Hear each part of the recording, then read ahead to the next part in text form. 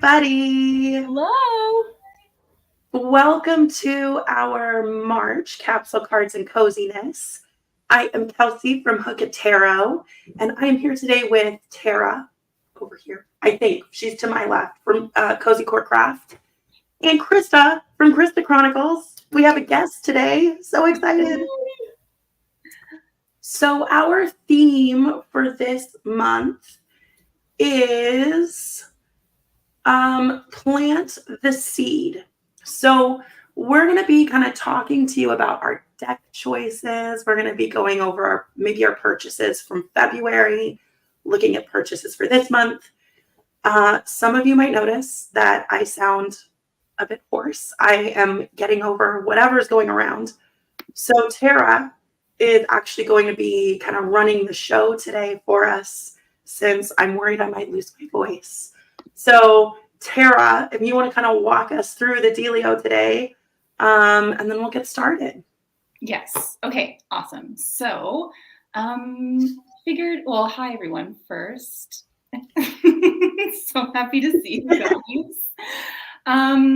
And actually, if you want to, in the chat, mention or answer this question as well, because I think we all love some cozy inspiration. But I just wanted to know what's keeping everybody cozy right now, because it's still, Kelsey, you're in California, so I know you think it's cold, but but Christa, is there anything that's felt particularly cozy for you this last month? Yes. So at the tail end of February, I've been able to start seeds for my garden this spring. I'm so pumped. You mean you planted the seeds? I really did. I really did. Like, so perfect going into this month, because there was only a few things I could do, but now this month we're getting into it. But that was definitely cozy for me. Oh, I love that. Yes, amazing. And sorry, Christa, is there anything that you want to say to introduce yourself? I'm sure everybody knows and is very familiar with you and your amazing channel, Christa Chronicles. But... Hi. I'm Christa from the Christa Chronicles. I'm so excited to be here today.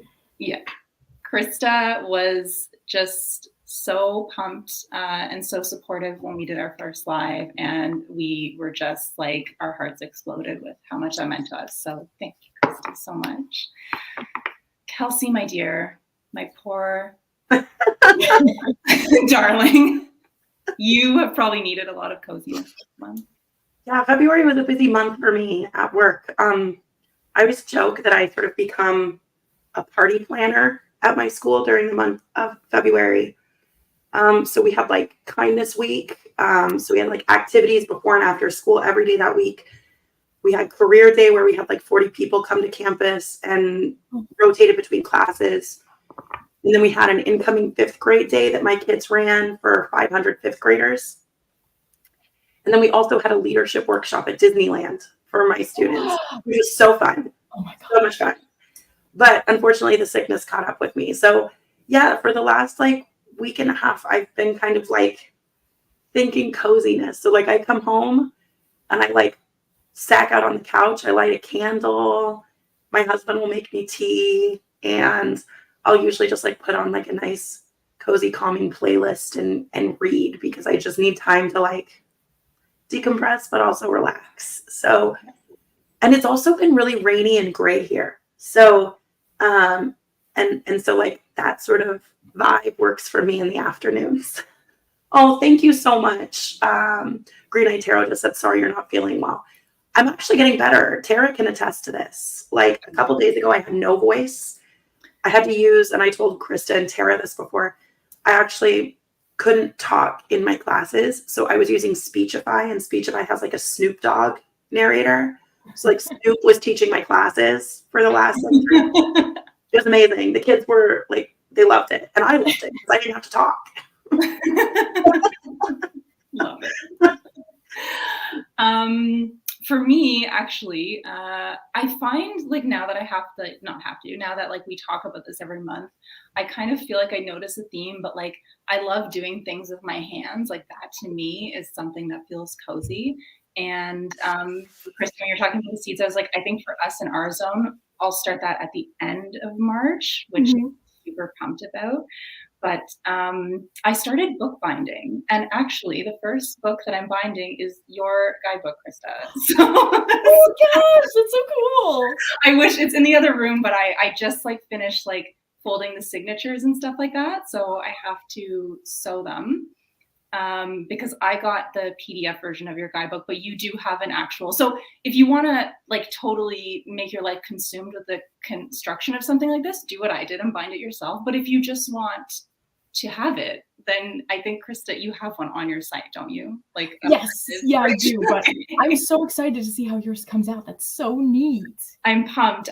Because I read a lot of fan fiction, so that's what made me want to start binding books. But then when you sent me the PDF, I was like, ooh. Like this is like not, because some of the fan fiction I read are like 1,000 pages and that, so that would be a nightmare to like start with. So I was like, oh, this is like 130 something pages or something like that, and I was like, I could do this. So I have big plans for like the cover. I'm gonna do like a hardcover, and I think I'm gonna do like a collage of like animals and plants and all that kind of stuff. Oh my gosh, I can't wait to see. That's probably gonna make me want to do it too. I used to do bookbinding, and I would go on eBay and I would buy, people will just sell like the covers of antique books. And you can just buy like the old antique book covers, and then you just usually have to create a new spine for them. In fact, I can go grab one real quick if you want to see it. Yeah, do it. Okay. Yes. So you guys chat and I'll be right back. I'm going to go grab that. That is so neat, because you could even do things like make your own journals and stuff. I mean, I've seen people do that, but I've never looked into the how. Yeah, when I started looking into it, I was like, oh, I've seen people do this before, but I like Danny does it. But I think she calls it bookbind. She's like, I'm gonna make a journal, and then she just does it. But like, there's this whole process. Like honestly, the printing of the sheets was like, I think the hardest part so far, just finding a way to like order them properly. Yeah, I bet. A nightmare. But even just when I try to print out PDF guidebooks to just staple it, I can't figure it out. I got a program called Booklet Creator. It was like $20. Oh, okay. Because I went on Reddit and I was asking people like, how do you do this? Like, I'm literally going through like a pack of paper every 2 days trying to print this properly. Yeah. And so then, on Reddit, like people were saying like, oh, like change these settings in your printer and all this kind of stuff. And I was like, this is like hurting my brain. Like I can't. And I finally messaged someone on Instagram who does book bindings. And I was like, can you just in layman's terms, like tell me like how to do this? Or if I have to buy something, like I'll do it. Mm-hmm. He was like, just buy this program. It's $20. Like it's way easier than doing. I think there are ways to do it with like existing settings in printers or Word or whatever, but I just don't have it in me. My soul. No, I consider myself a pretty tech savvy person, but something about printers, I've always just had a thing of like, nope. I just don't want to know. I just want to be able to press print, and that's all I want to have to do. I just don't get it. Like setting them up, even like I don't know. No, thank you. Yeah, I think it is one of those things that you just feel like you should be able to just hit a button and it does what it's supposed to do, and that's it. Hi, Mia. Hi, everybody. Hi. Hey. What are you guys doing to stay cozy in the chat? Oh, Christa, you have snow there too right now, right? We did. I think it's mostly melted now. We got a little bit of snow the other night, but I think we usually get 1 March snow. Yeah. And then we're done. So we'll see. Oh, we get it into May. Yeah. But it's a tease. It's so messed up. So it's like pure migraine season, because you'll have like a really nice, like sunny, warm day and like maybe even into the teens. And then we're Celsius, but I don't never get the conversion right. But like then it'll snow and you're like, what? Yeah. Anyway, sorry, Kelsey, show us. I found one. I can't find the other one. Okay, so it was an old leather cover. And then I just did like signatures of watercolor paper in. And then this is what the cover actually looked like. But it was kind of dingy and gross. So I just covered it with paper, and then I like watercolored this little like lynx guy. And then That's so cool. yeah, did I even paint anything in here? I do this. I'll like make things for like, yeah, nope, it's blank. But I have it in case I ever feel, moved. Yeah. But anyway, yeah, you can just go on and like, I think I got this for like $5 on eBay. You can just buy the old leather covers. And then I sliced the binding off because it was like falling apart, and just made a new one out of cardboard. Ooh, okay. Because I have all the stuff to like construct that. Yeah. Like I have the book board and all that kind of stuff. Oh, so you can actually make the cover too. Yeah. Oh, well, theoretically, I haven't done it yet. Yeah. I've done that before too. I've even seen some that are made out of like cereal boxes that are pretty cool. They use cereal boxes as the base over them. Okay. Yeah. Super cool.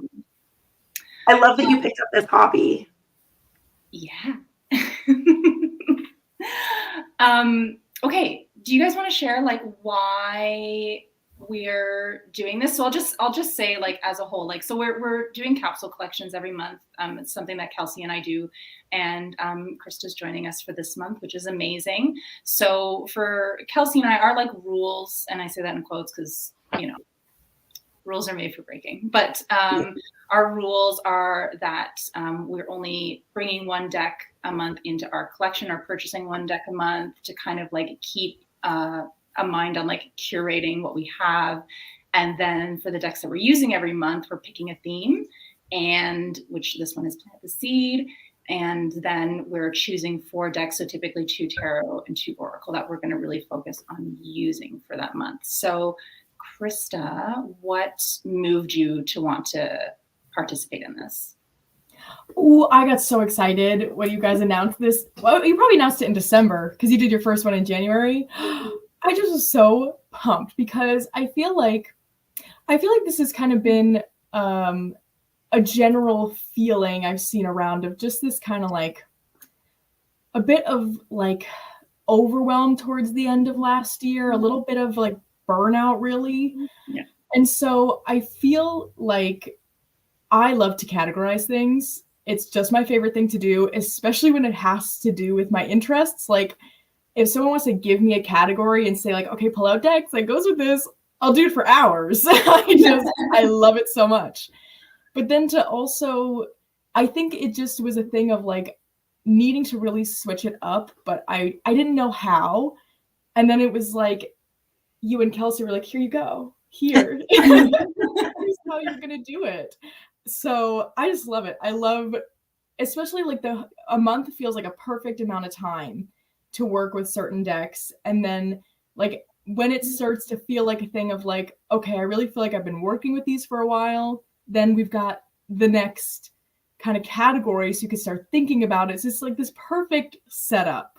Yeah. Oh, I love that. What about you, Kelsey? Is there anything you want to add to that? I mean, nothing we haven't said in the previous lives. For me, it sort of stemmed from like having so many decks and not really working with all of them. And then also, Tara and I were talking about this, I think, Christa, before you joined, before the live. I really want to curate my collection more. And so doing this lets me work with decks and decide, like, does it have a place in my collection, or is it time to maybe move it along? And in doing that, it helps me not only work more closely with my decks, but also curate my collection so that it's a little more, it works for me. It works for what I need. What about you, Tara? Anything that you'd like to add? Yeah, pretty much the same. I'm finding that we'll talk about how we're finding the previous month, but it's really shifting the way that my brain kind of, the way that I think about collections and tarot and having a collection of tarot decks and stuff like that. So on that note, Christa, do you want to talk a little bit about how like the previous month went? Because you've been participating like since the beginning. Yeah. So last month it was, what was the exact terms? Warm embrace. Yeah. That was the theme. And since it was February, my brain just immediately was like, warm embrace Valentine's Day. Like, that's what we're doing, which I really enjoyed up until Valentine's Day. And then after that, I was like, oh boy, I really, really curated this to Valentine's Day. And now it's like I'm not really feeling that energy anymore. So it was kind of this realization, an aha moment, if you will, of like learning that I tend to take things very literally. And so I realized that's what I did there. And then once I have that definition in my head, I'm like, that's what it is. Can't change it until the month is over. That's what we're doing.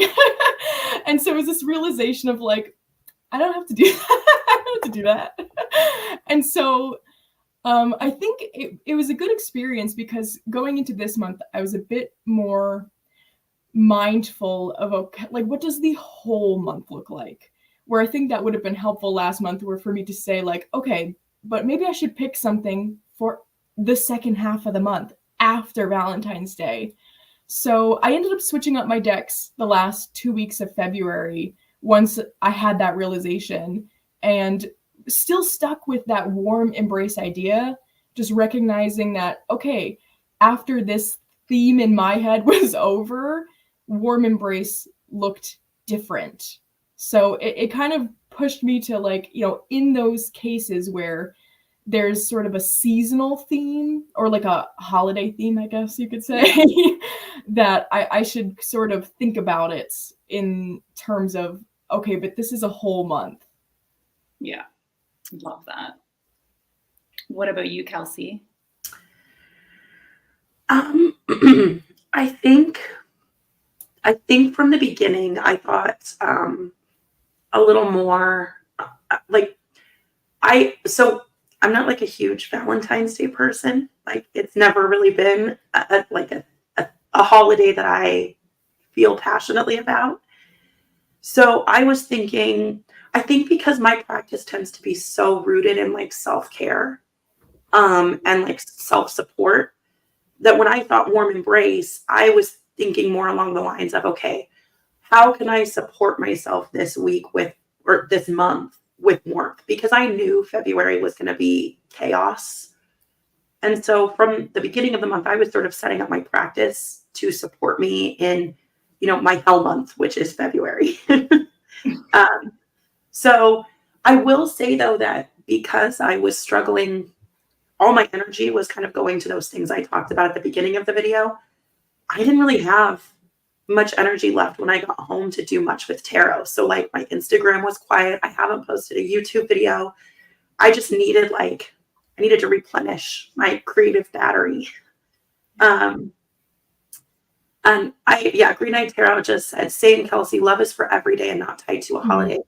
That's kind of always been my approach. Even like before I got married, like I used to do like in February, every Sunday, like I would have my friends over and we would do like a milk and cookies party. So like everybody would bring different cookies. And so even if I had like a significant other during that time, it was like a collective thing throughout the month. So I've always felt the same way about that. But yeah, so February was challenging for me because honestly, I didn't really do much with tarot. I was really tired. Yeah. What about you, Sarah? Honestly, like, I won't dwell on this too much, but like the beginning of February was very like emotionally difficult and it kind of like trickled in through the rest of the month. So I found myself, because we had a loss in our life at the beginning of the month. And so it was funny because I had the Royal Dark Tarot with the Robin Sisters clearing cards that I wanted to use together. And I actually didn't end up using those at all. I didn't touch them the entire month. I solely stuck with the Pussycat Tarot and the Sacred Threads Oracle because they just I feel like the Royo, it's very sexy, it's very dark, and I just like, I wasn't in that headspace. I was like, I had other things on my mind, and so of course, little kitty cats and Tom Michelle's Sacred Thread just felt like a soft landing, and I find the Pussycat Tarot very neutral as well, which I think was good.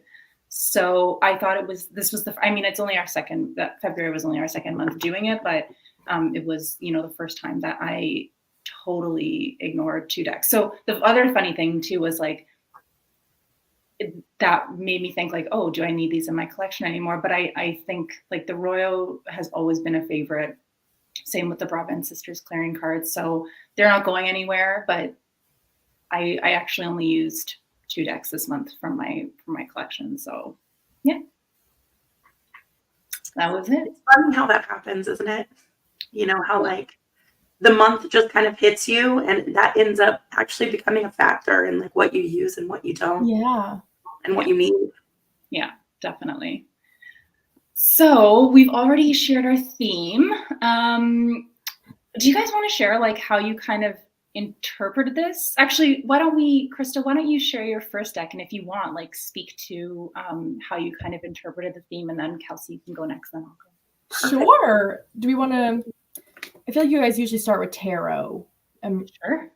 Yeah, let's do it. Whatever feels right, hon. Okay. So my first tarot that I chose, nope, we're gonna start with this one. Is the Story Medicine Animal Woman. In a the box, I've ruined it. I need to make a bag, I just haven't. So ignore that.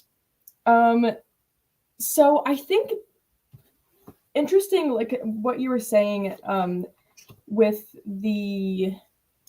how sort of things happening throughout the month really informed the decks that you ended up picking, because I almost feel like the energy coming off of last month informed this month a little bit. It really felt like a lead-in from Warm Embrace to Plant the Seed.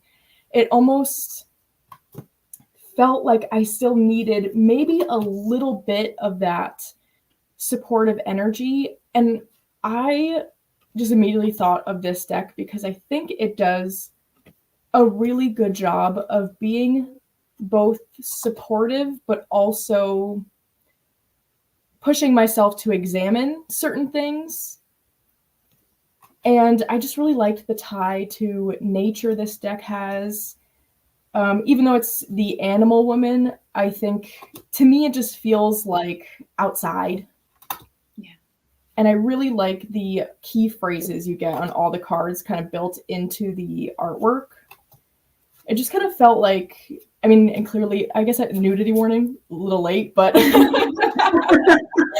but something about how a lot of the characters are nude felt a bit of this kind of like reset energy, which I feel like I always feel this time of year in March as almost like shaking the dust off from the depths of winter as kind of plants are starting to poke through, my daffodils are coming up. This deck makes me think of that kind of energy of like when you see those first little buds of daffodils and like crocuses. So that's my first pick. I'm really excited about this one. So Christa, Shannon D had a question. She said the Story Woman, and then she corrected herself. Story Medicine weirds me out, but reminds me of Outgrow Yourself, which I love. Do you think? Ooh, I do think, yes. I think if it's something where like you don't like the artwork in this one, but like the Outgrow Yourself, I think they could be totally comparable. I actually I have the Outgrow Yourself too. So having both of them and liking both of them, I find the Outgrow Yourself feels like it leans a little teeny bit more shadowy than this one does. And I feel like this one has a more of a direct connection to nature than the Outgrow Yourself. But I think they're comparable. Yeah. Yeah, that's what Ange was saying too. Tara, do you have the Story Medicine? I don't. I've thought about getting it. I do have the Outgrow Yourself though.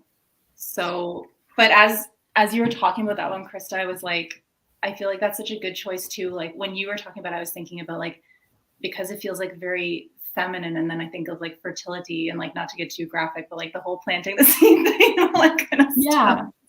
And it just feels like it, but that feels like a very raw feminine energy, that one to me. So yeah. And related to your like not to get too graphic comment, when Tara and I were first trying to come up with themes, this one really we were dying. Like we were wheezing, we were laughing so hard when we were trying, because I was doing my thing where I just provided like nouns and adjectives. And then Tara was trying to like cobble it together into an actual theme, and we were dying because, you know, seed. Apparently we're 12. Seed. Yeah. We came up with all sorts of like wildly inappropriate ideas. Yeah. We should do like a separate channel with just like the most. No, we should. We could shock the internet. Yeah, exactly. What about you, Kelsey? What's your first? Okay, my first deck is, I thought about putting this in another month, but I'd already planned ahead, and this one kind of slotted in here. I chose The Dreaming Way. Ooh. Love. And so one of the things that, let me see if I can, there we go. One of the things that I was kind of thinking about coming out of February was I wanted something, because it's been such a gray month and I struggle with weather. I lived in Seattle for 5 years. So gray days like really affect my anxiety and my depression. So I wanted something kind of springy, but colorful, joyful. I love this deck. Can I just say though, like, I hate the backs. What is this? Like, why? Why was this choice made? So I just pretend that those backs don't exist. It looks, okay, this sounds weird. It looks like sort of like plague sores to me or something. Yeah. Like, oh, it looks like plant cells to me, like, or like bacteria. Oh, that's what I was thinking, like something under a microscope. Like yeah. But like, how does that connect to this? Right? So, I know Green Eye Tarot was like, why is Dreaming Way so beautiful? And then those backs. I've asked the same question. But I love the artwork on this deck. It makes me think of spring. Mm-hmm. And I know it looks like COVID. Oh man. I can't laugh too much or I start coughing. Yeah, so this was my first choice. And as I was thinking about like plant the seed, one of the things I realized is I have this tendency, like lately I've really been drawn to photography decks and collage decks. And I have a lot of really beautiful illustrated decks. And so I kind of wanted to set my practice up moving forward. I wanted to kind of plant the seed to start pulling in more of these illustrated decks that I have and sort of expand the style of decks that I'm working with right now so that I don't get in like a rut with just photography and collage decks. So that was kind of how I thought about this month was, one, how can I sort of plant seeds of support for myself? But then two, how can I plant the seeds to maybe expand the types of decks that I'm working with moving forward? Neat. I like that. What about you, Tara? What's your first deck? Mine is the Earthbones Tarot. Woo! I love this one. And I haven't used it in so long because it feels like exclusively like from the dark to the light half of the year type of deck for me. Mm-hmm. But I thought this one was good because the creator like very intentionally put a plant in every card, or maybe not the quartz, maybe it's just the majors or the minors, I forget. The guidebook's really nice though. It can feel like a little bit pippy for sure. Mm-hmm.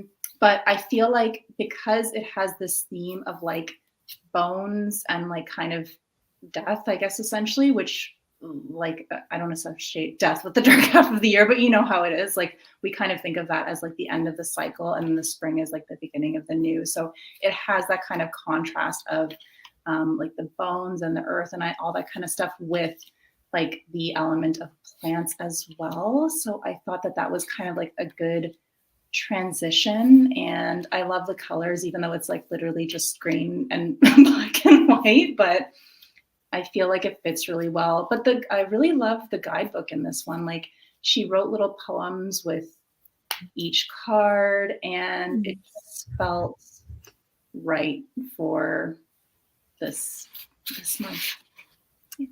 Yeah, that color is so perfect for this month. I feel like it's like you can see that color outside. Yeah, exactly. It's like that gray. Do you have that deck? Christa, do you have that deck? I did have that deck. I want to say I might have sent it to my friend Andy to try, but I did have it, and it's a really good one. Yeah. I have that deck. I love that deck. I don't know why I didn't think to pull that one for this month. It actually would have been perfect. So that was a great choice, Tara. Yeah.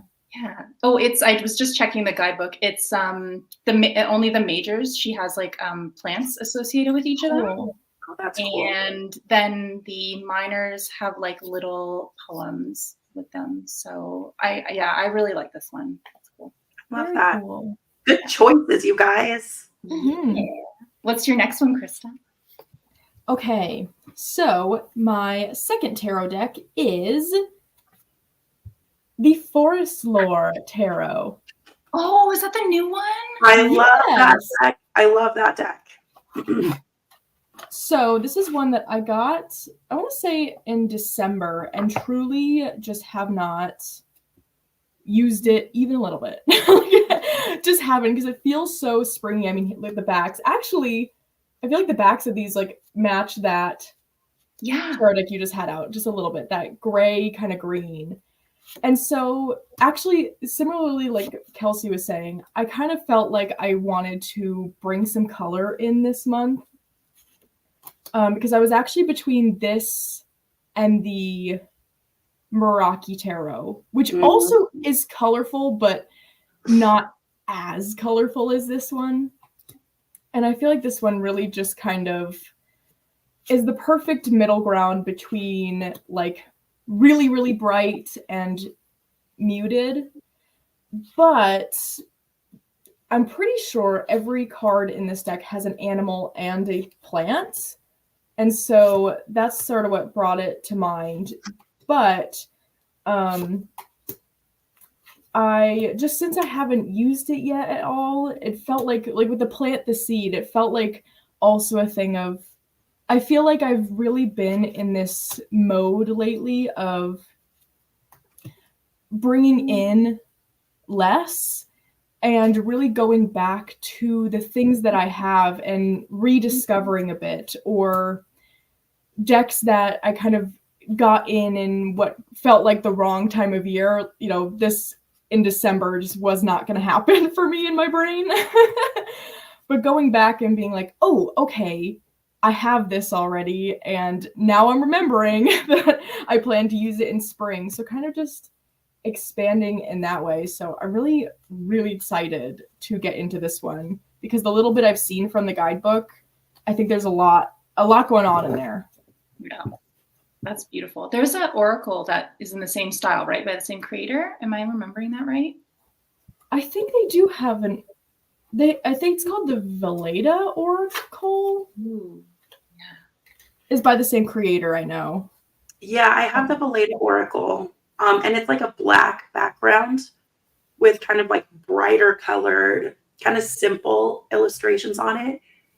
And it actually it looks really pretty with this tarot. Nice. Yeah.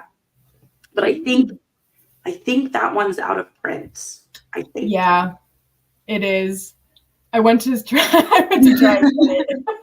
And it was out of print. But what I have, I think Sandy from Exploring Tarot paired this with Coastal Curiosities, which they have like kind of a similar vibe going on, and look really pretty with that deck.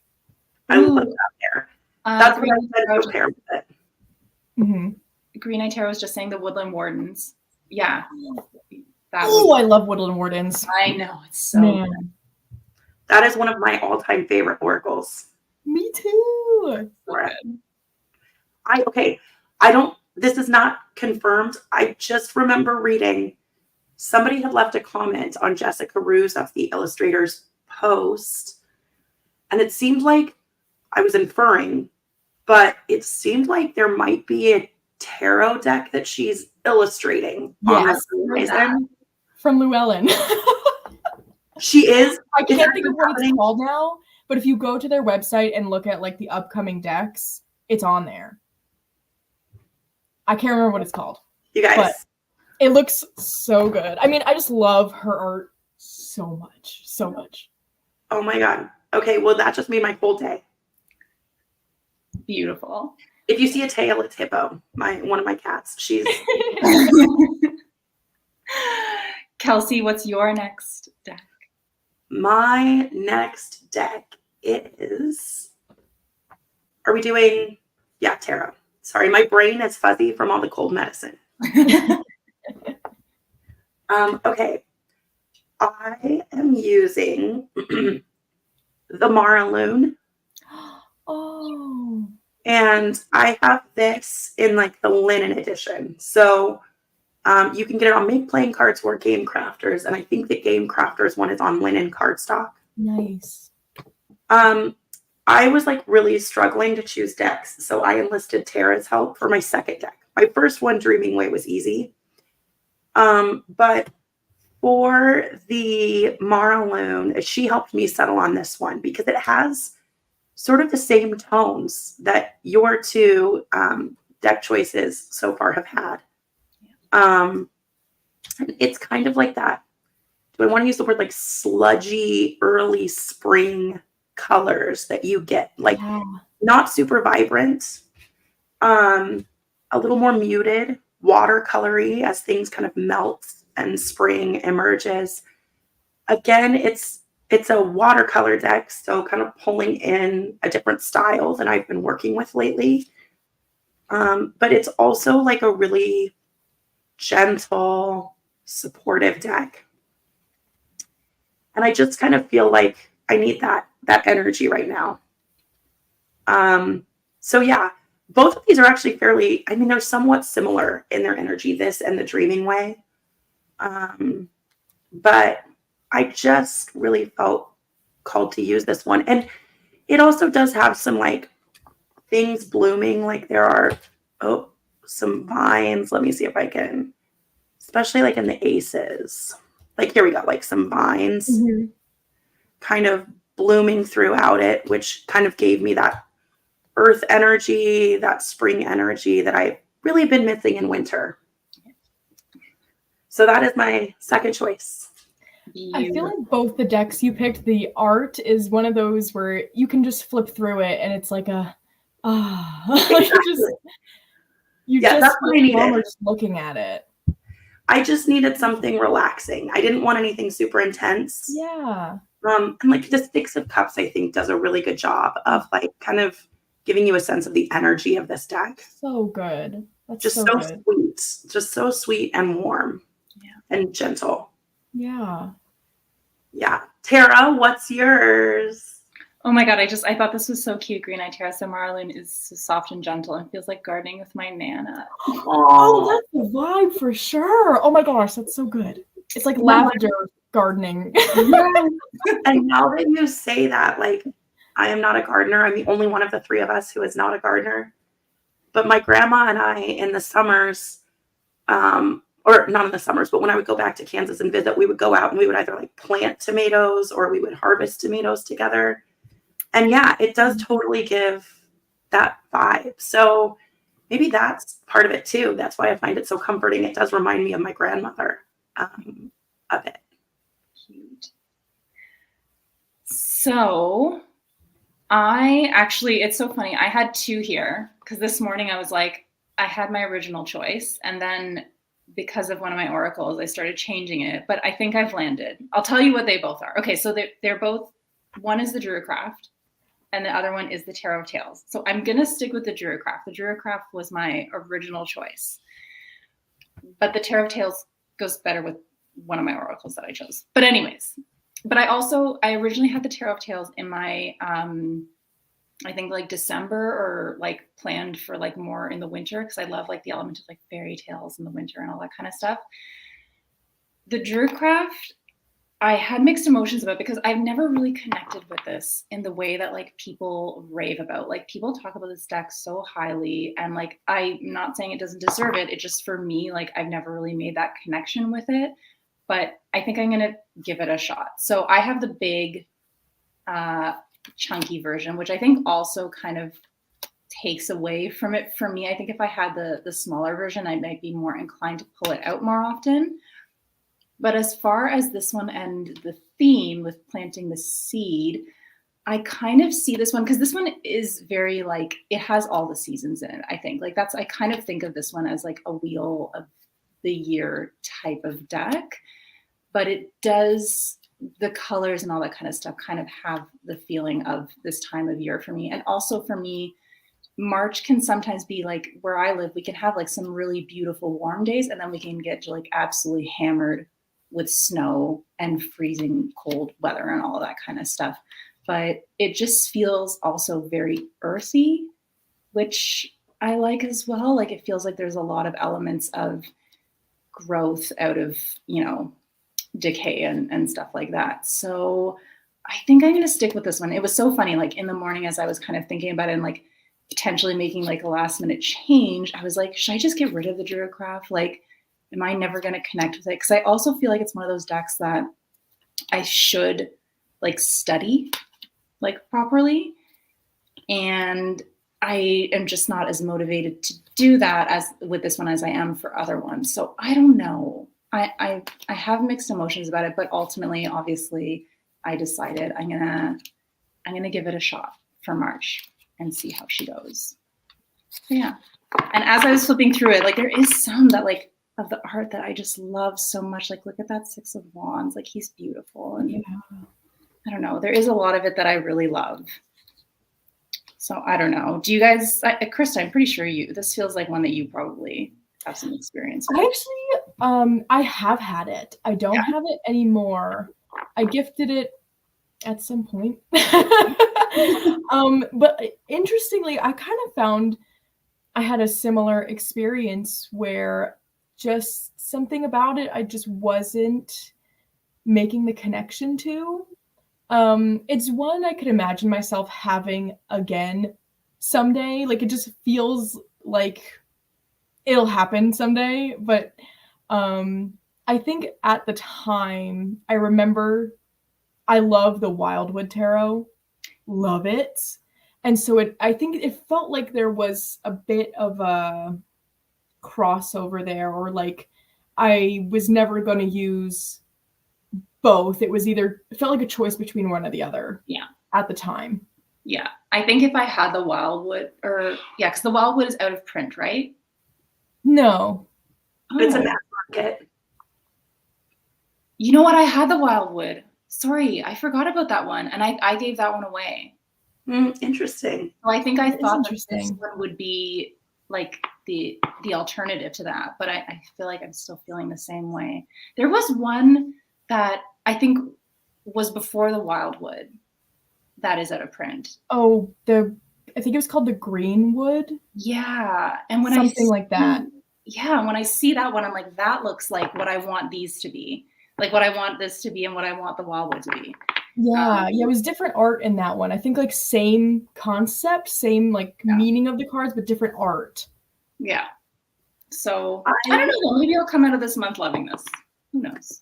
I had the Druidcraft as well, and I don't have it anymore. And I know that like the energy and the vibe are kind of different, but I agree. I would probably use the Wildwood over that one. But also, like for that sort of kind of Celtic energy, I would always just go to the Pagan Otherworlds. If I wanted that sort of almost earthy Celtic inspired imagery or pagan imagery, I would always go to Pagan Otherworlds. Yeah, I could see that. Yeah. Ange from Roots and Waves, for anyone who's interested, said Good Fortune Tarot is the $1 deck that Jessica Rue is illustrating. It's a Barbara Moore deck. Oh my gosh, I love Barbara Moore guidebooks. That's so exciting. You guys, I think I know what my July tarot purchase is going to be. Easily. Absolutely. So I'm so excited about that. I'm glad I didn't imagine that. Like I had these moments where I was like, that she's publishing a tarot or illustrating a tarot. So, well, that's happening. Yeah, perfect. All right, Christa, my dear, we're on to oracles. Okay, oracles. So my first oracle is the Dirt Gems. Ooh, and this is actually I think it's out now, the new mass market edition, which I have to say is beautiful. I'm really impressed because I did have the indie of this that I also gave to my friend Andy. But I'm so happy I have it back because this is one that was like one of probably the first 10 decks I had. And I think it was just one of those things of like, since you just get the plant on the card, it wasn't feeling usable to me at that point. Not that I know all these plants now. I don't, but I just have discovered that I really love a guidebook. And when I'm doing my morning reading for myself, I actually tend to favor using decks that have a guidebook I can look at. And of course, Plant the Seed. I was like, well, I want to have a plant deck. And this, I've just been really enjoying this one, really enjoying the colors in this one. I like how it pairs with the Medicine Woman that I picked. Oh, that would be beautiful together. I should wait. Yeah, you have to show us. Because it looks nice with the forest lore too, but really, it was these two together that was it. Oh my gosh. Isn't that nice? And like really the guidebook for this and the way that this creator writes about these plants just feels different than any other plant deck I have right now. And it really feels like, what are the words I'm trying to say? I feel like sometimes I'll say whatever's in my brain and I'm like, oh, nope, that's gonna not come out right. Because I was gonna say it feels like a really like full-fledged message, but not to say that my other decks don't do that. I think more so that it really feels like a full message in the sense of you can carry this through a whole day, through a whole week. And it's something that when I've used it in that way, I remember. And I'll have moments where I'm like, oh, I remember what Hawthorne said this morning. And like, I'm totally having a Hawthorne moment right now, you know? Just the way the creator writes, it sticks because it's something of like, oh, like, wow, okay, that's really like an energy that I can see coming up. Yeah. And so I'm excited to use, especially these two together. Oh my gosh, right? So good. So that's my first oracle, the Dirt Gems. Love it. That is such a great pair. Yeah, definitely. I was so pumped when I discovered that. You're really making me want the story medicine. It's so good. It's really good. Christa, Ange was asking what the differences are between, the mass market and the indie. And then Rose Apprentice was asking if you have the Herb Crafters tarot. From what I remember, the cards are all the same. I don't think there's any like added or subtracted cards. This cardstock is definitely thicker, but it's nice. Think like the Blue Angel Oracles, the new cardstock on that. It's that cardstock, and it's got this like matte gilding, and it's got a thick tuck box. Kind of those like, you know, where it's like that real thick kind of smooth cardboard that doesn't feel like you're gonna rip it. Yeah. It does come in a big box set. So the other difference I would say is I think the indie had the Oracle book could fit in the box.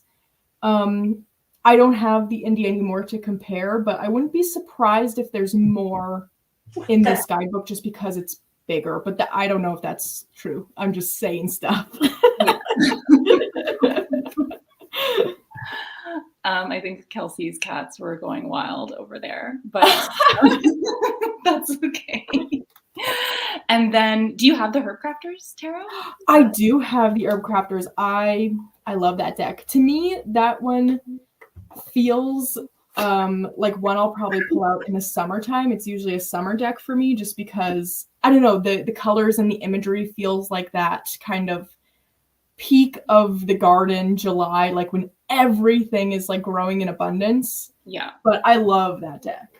Yeah. It feels so easy right now with the anticipation of like the gardening, because part of me wanted to pick like the Tarot of the Witch's Garden so bad, but I was like, that feels like more April, May, maybe June-ish kind of thing. But yeah. Yes, I had a tough time with that because I just wanted to pull out all of my plant decks, all of my flower decks, and I was like, I need to like pick things that feel like this time of year, because otherwise I'm gonna get to June, July, and I'm gonna be tired of them already when it's like that's their season. So that was kind of a challenge of like that plant the seed energy. My brain went immediately to plants, and I mean I certainly picked plant decks, but I was trying to keep in mind that energy of like starting things, and nothing is really kind of fully grown too, which actually reminded me that this ended up being the plant deck I picked because of those black backgrounds. It felt a little bit like, again, that like daffodil energy of like, there still is that winter darkness lingering. Not, it sounds like as bad as Tara, but we do usually get, we've had it already kind of going back and forth with the weather, and we're usually good for one more like big snow mid-March. It just seems to be what happens. So I didn't want to like get my hopes up almost. Exactly. What about you, Kelsey? Okay. I'm so sorry about that. Just discovered that one of my cats has figured out how to open the closet door and got herself stuck in there. So she was screaming. Amazing. Like a fool. So yeah, if I vanish from camera, it's probably because my cats are being I love them, but I swear to God, as soon as I get on camera, they lose their minds. Yeah. Okay, so first deck I chose, probably both of my oracles are maybe like a little on the nose. But the first one I chose is the Hedge Witch Botanical. Oh, I love that one. And this is like the first month, you guys, where I actually think I have like an honest to goodness capsule where I can like mix and match my oracles with both decks. So I initially picked this one out specifically to go with my Dreaming Way.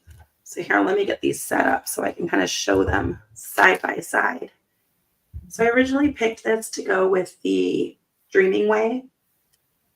Again, I think what I really need in March is clarity and something about this. Like, I need to sort of like shed the stress of February for me. Yeah. And something about these two together feels very fresh. It feels very, and kind of like spring too, right? Spring is sort of that first start coming out of winter. And I feel, I feel like March is a good time for that sort of fresh energy. So I love these two together. Green Eye Tarot said, love all the white space in that deck. Yeah, I agree. I like how uncluttered it is. But this actually, I think, also works with the Maraloon as well. So I feel like this is one that I can easily pull in for both of those decks, which is not what has been happening in January and February. Those have been very but I feel like these work together. So I swear the Hedge Witch Botanical goes with almost everything. It's like one of my go-tos. So true. And I have the Animal the Winter Seer Oracle, which I love. But for some reason, I always find myself reaching for this one over that one, even though it is very similar in the art style. Tarot's Apprentice said, Dreaming Way gives me a no matter what, it'll be all right kind of feeling. Yeah. It is such like a supportive, but also like positive, like kind of optimistic deck for me. I agree with that for sure.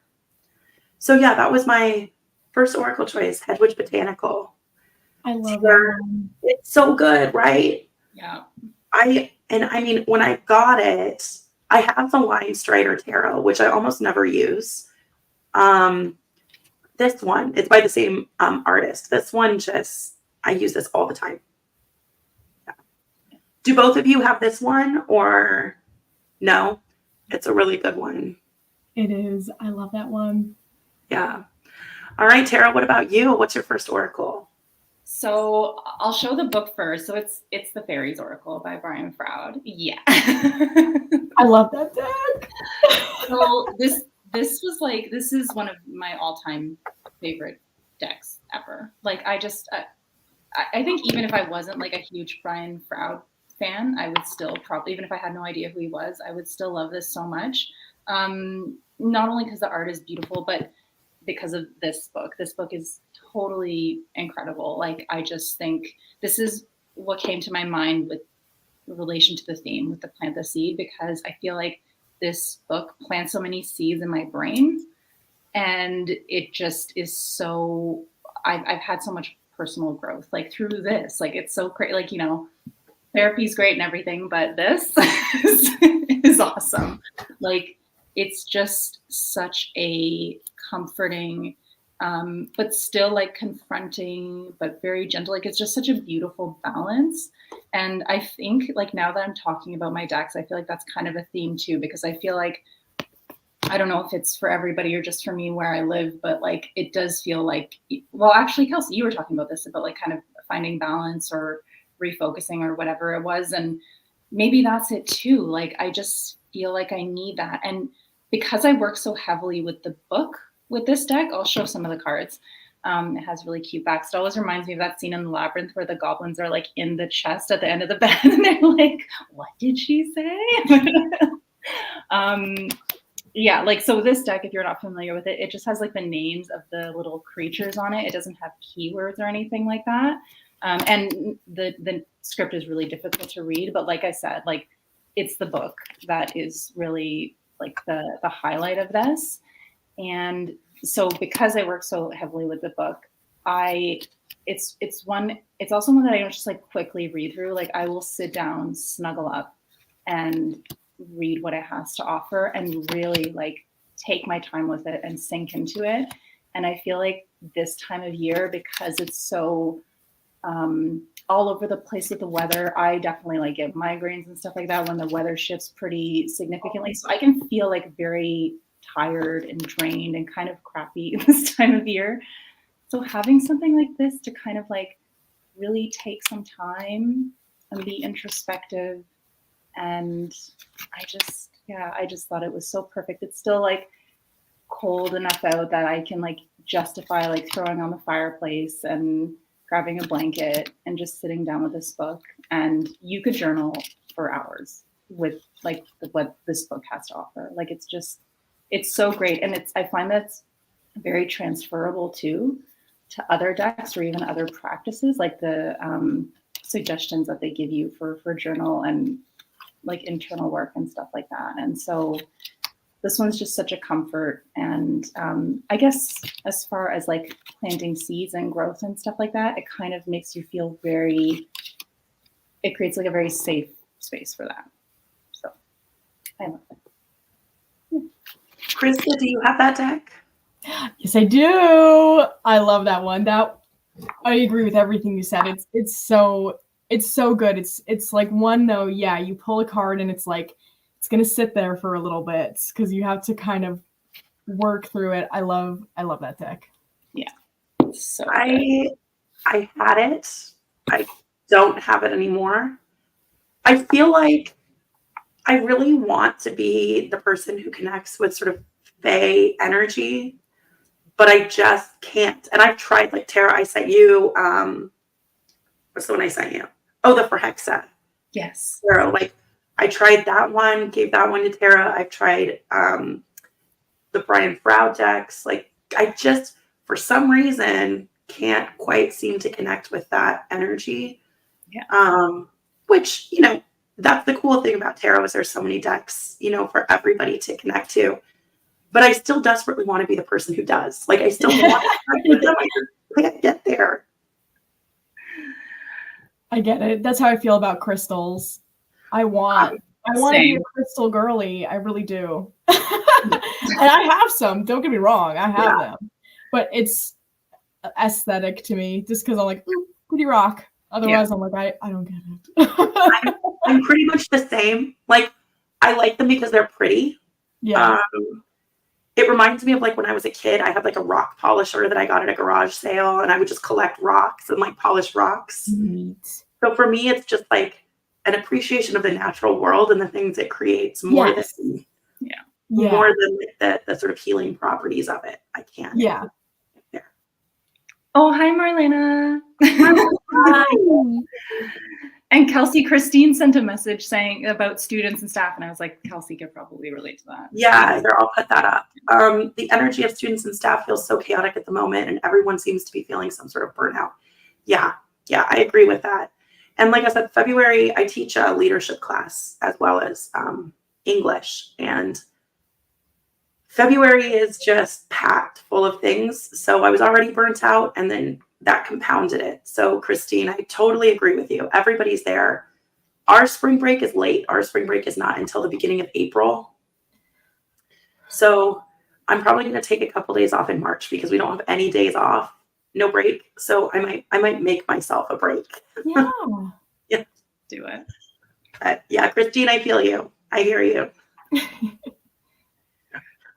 Oh, Roots and Waves said she feels the same way with astrology. She wants to understand all the things, but yeah. So Erin and I just had this whole conversation. I did my, she sent me like a website to do my whole chart.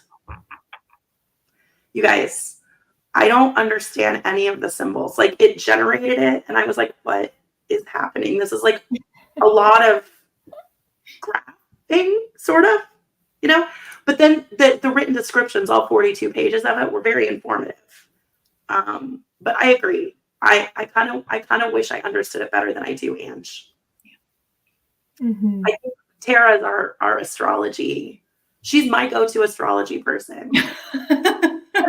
That is great to know because I also know nothing. I don't know a ton. Like I don't feel like I know a lot, but I have read like what's that book?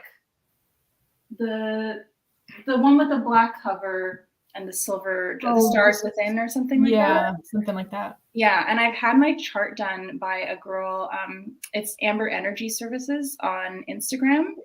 And she sends you, like, I think you do have an option of doing it live, or she'll send you just like an audio recording of her like talking through your chart.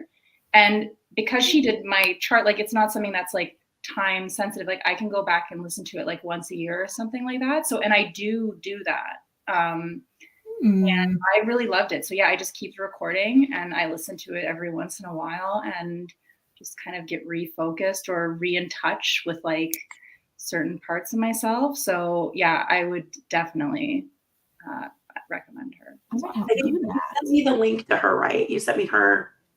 Yeah. You sent me to her. Yeah, we can throw it in the description if people want after the recording goes up. But yeah. Green Eye Tarot said her birth chart reminds her of those protractors. Totally. And then Marlena said, did I know you were an English teacher, Kelsey? I don't know if I mentioned that on here.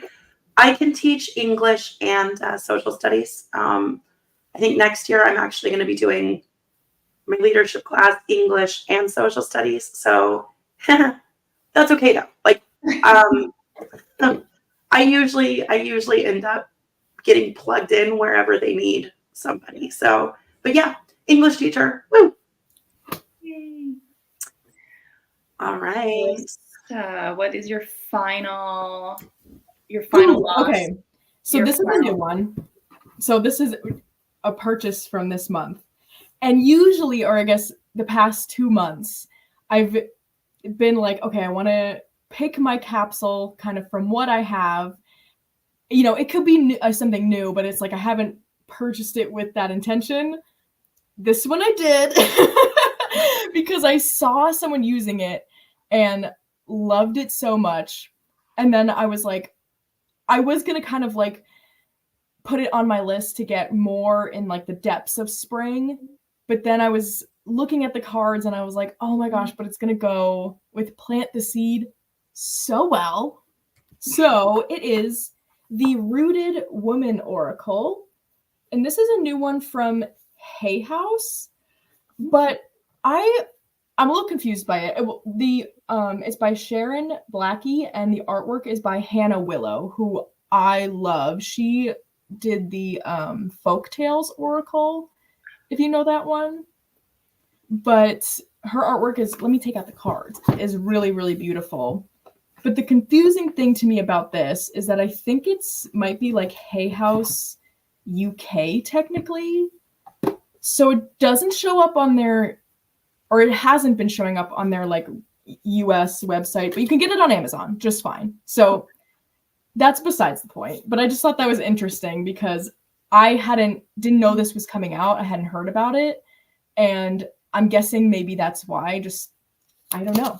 I just thought that was interesting. Anyway. So this is another very kind of like Celtic themed, almost like crone-esque kind of oracle. Ooh. And so I really was drawn to this one for this month because it feels like one that has that connection to nature, but brings it to kind of a specifically an inner work kind of place that I felt like it'd be nice to kind of work through the themes in these cards as we're coming up on the season where it kind of naturally feels right to be a little bit busier again. It felt like this deck would be a nice kind of like almost final slowdown for the season.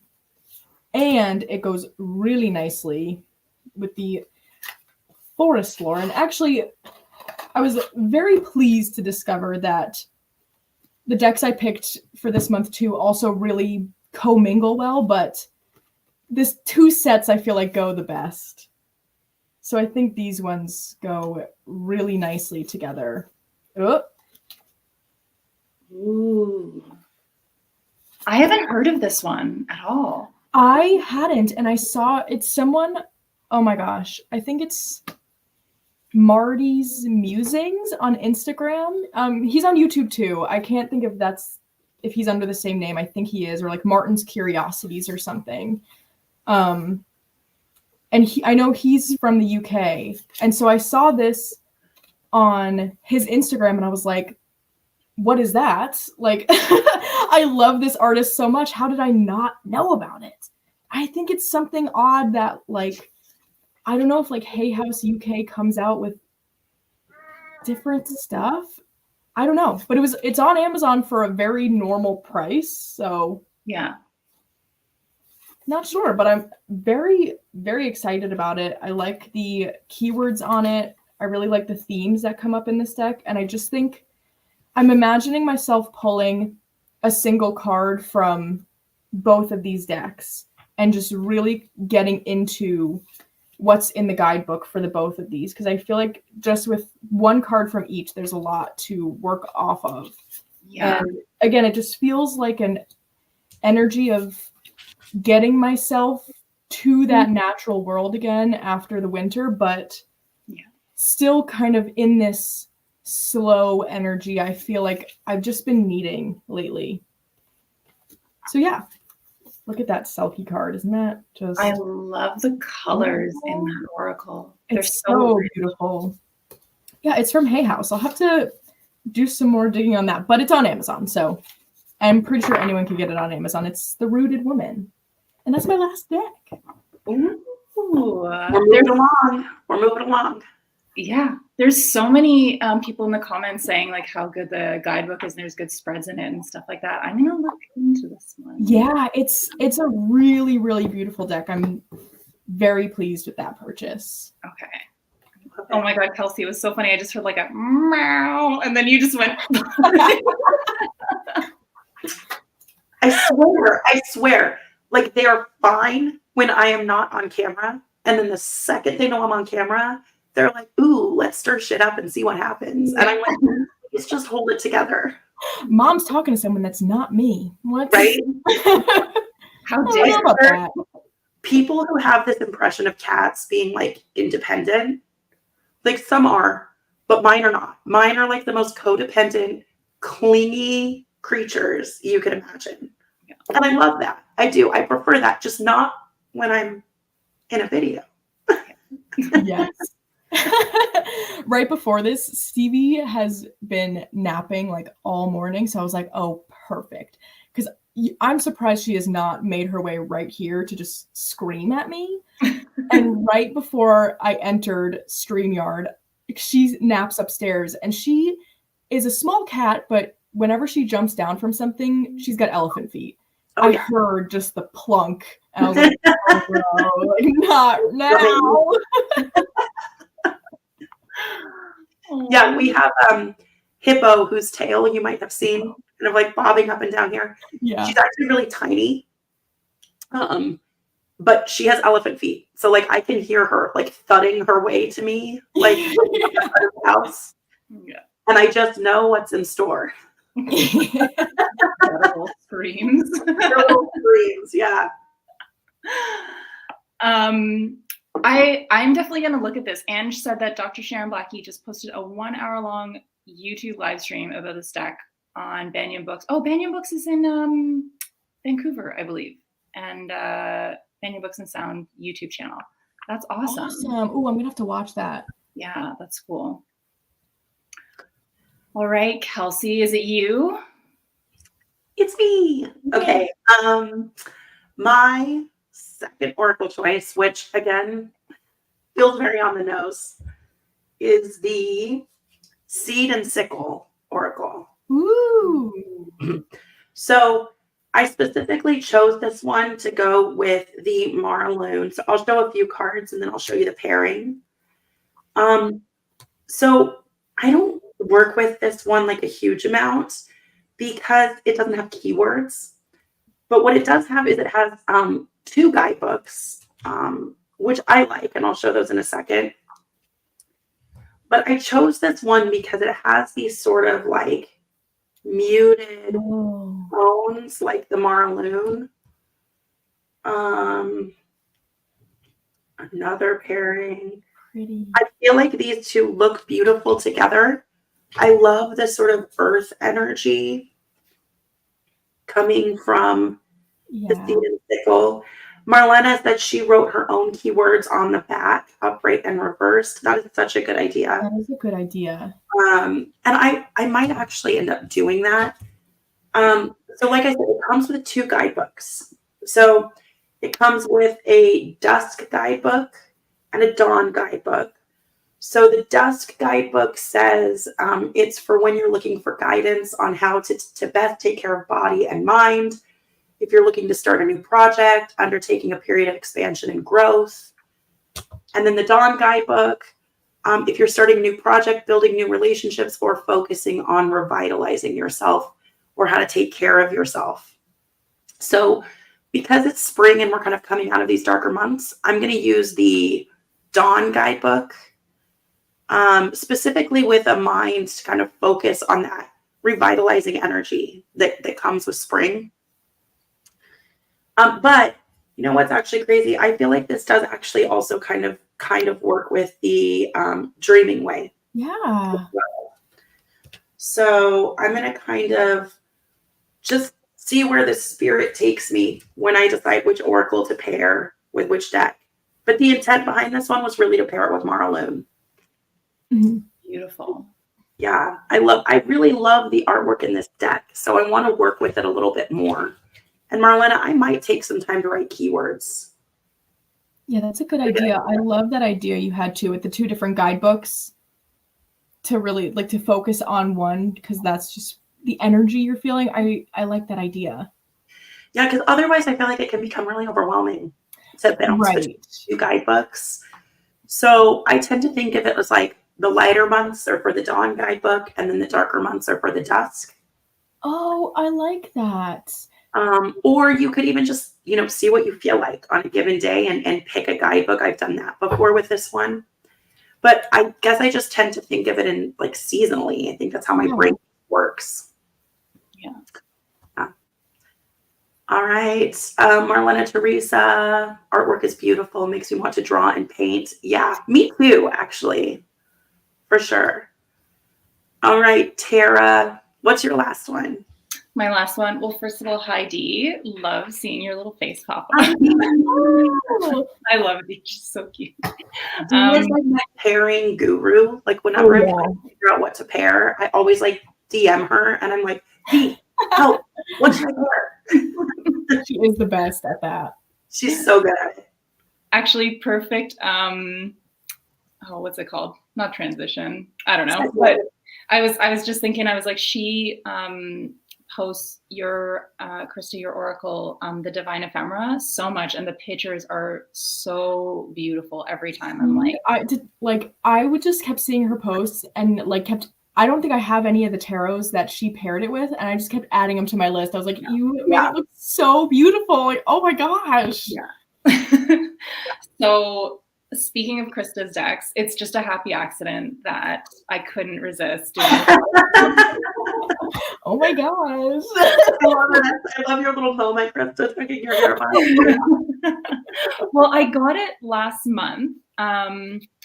And Christa, is it still up on your Etsy? Because I know you did pre-orders, but I don't know how it works. I have copies of the base deck still. Okay.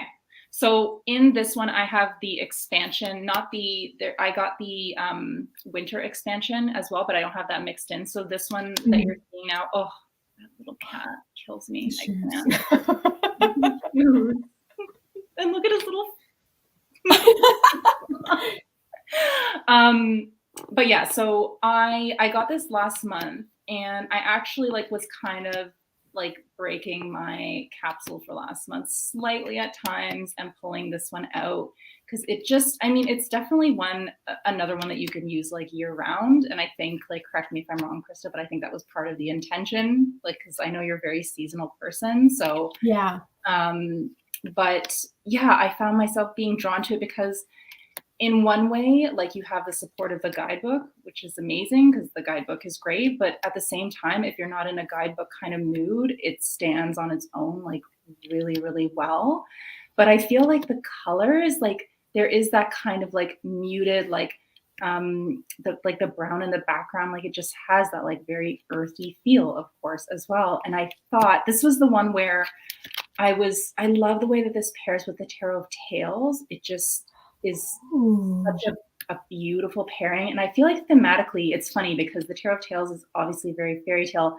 This one can feel that way, but it can also feel very day to day, rooted in the real world, because we have a lot of those elements as well. But ultimately, I think I'm going to try and use this one more so with the Druid craft and kind of see how that goes. Although when I was showing the Earth Bones, I was like, I could see this potentially pairing well with that as well. So I don't know, it might make its way around, but I've just thought, oh my God, here's the goose. Friggin' Canadian. Just absolute nightmare fuel for all the Canadians out there. That cracked me up in your video when you were talking about how you would have picked a meaner keyword. Yeah. I almost did. And I was like, because I also do not like them. I was like, no, but I should be not so biased. I love all animals, but I have literally memories from my childhood being legitimately chased yeah. down by like a bunch of them. So yeah. When I was in grad school up in Seattle at the University of Washington, there's this like big fountain on the campus, and there are all of these. There's like a flock of geese, and seriously, one of my favorite things to do between my seminars was I would go and I would get coffee and I would sit on the bench and I would just watch the geese like harass people. Like people were literally fleeing. It was like you could tell when the geese got mad because people would just scatter. It was one of my favorite things to watch because I'm a terrible person. They're big. Like even They're like mean. you're a child, and they're like the same height as you, and they're like running you down. They're mean. They're so mean. Yeah. But I also thought like with the theme of like plant the seed, like not only like the obvious like plant energy and like nature energy of this, but like if you do use it without the guidebook, the key, like the single keywords are really just planting a seed of an idea. Like I love that idea too. So yeah, I've just been so loving this and thought it was perfect for. So Christa, you're getting so many nice comments. Okay, so Green Eyed Tarot said, Cottage Witch is always on my desk, always within reach. When I want to make myself feel better, I pull a card and just pretend that's where I am. That's so nice. Yeah. And then Marlena said, Krista's deck is amazing and made more so because I definitely feel Krista's energy in there. For sure. Don't know if it's just me, but I love it and I love Christa. Thank you, Marlena. That's so nice. And then Green Eyed Tarot. That's it exactly. It's like visiting Krista's garden and her fairy houses and the offerings for them, like a magic garden. Oh, thank you. Love that. People love your deck, Christa. It helps people feel connected to you, and that's something you're so good at. Like you're so good at connecting, I feel like, with people. Thank you. It's something that I don't think will ever cease to not be like, wait, what? What do you mean? Because I'm aware I did all the actions to like get this to other people, but I feel like my brain is never gonna make that connection. When I see it out and about, I'm like, oh, hi. Yeah. I can imagine, but what a nice I think that it's so great that like you're still surprised by it, right? Like it's still something that brings you joy every single time it happens. Oh yeah, for sure. Beautiful. Well, do you guys want to share what we're planning on purchasing this month? Ooh, sure. Wait, should we talk about what we purchased last month first? Oh, yes. I want to do that. Well, this was my January purchase. Yeah. Last month I purchased the Corrupted Tarot, which is staying on my bookshelf back here because I love it so much. So even though I have like my capsule collections, I do have little spots throughout my house that some decks just kind of live. Mm-hmm.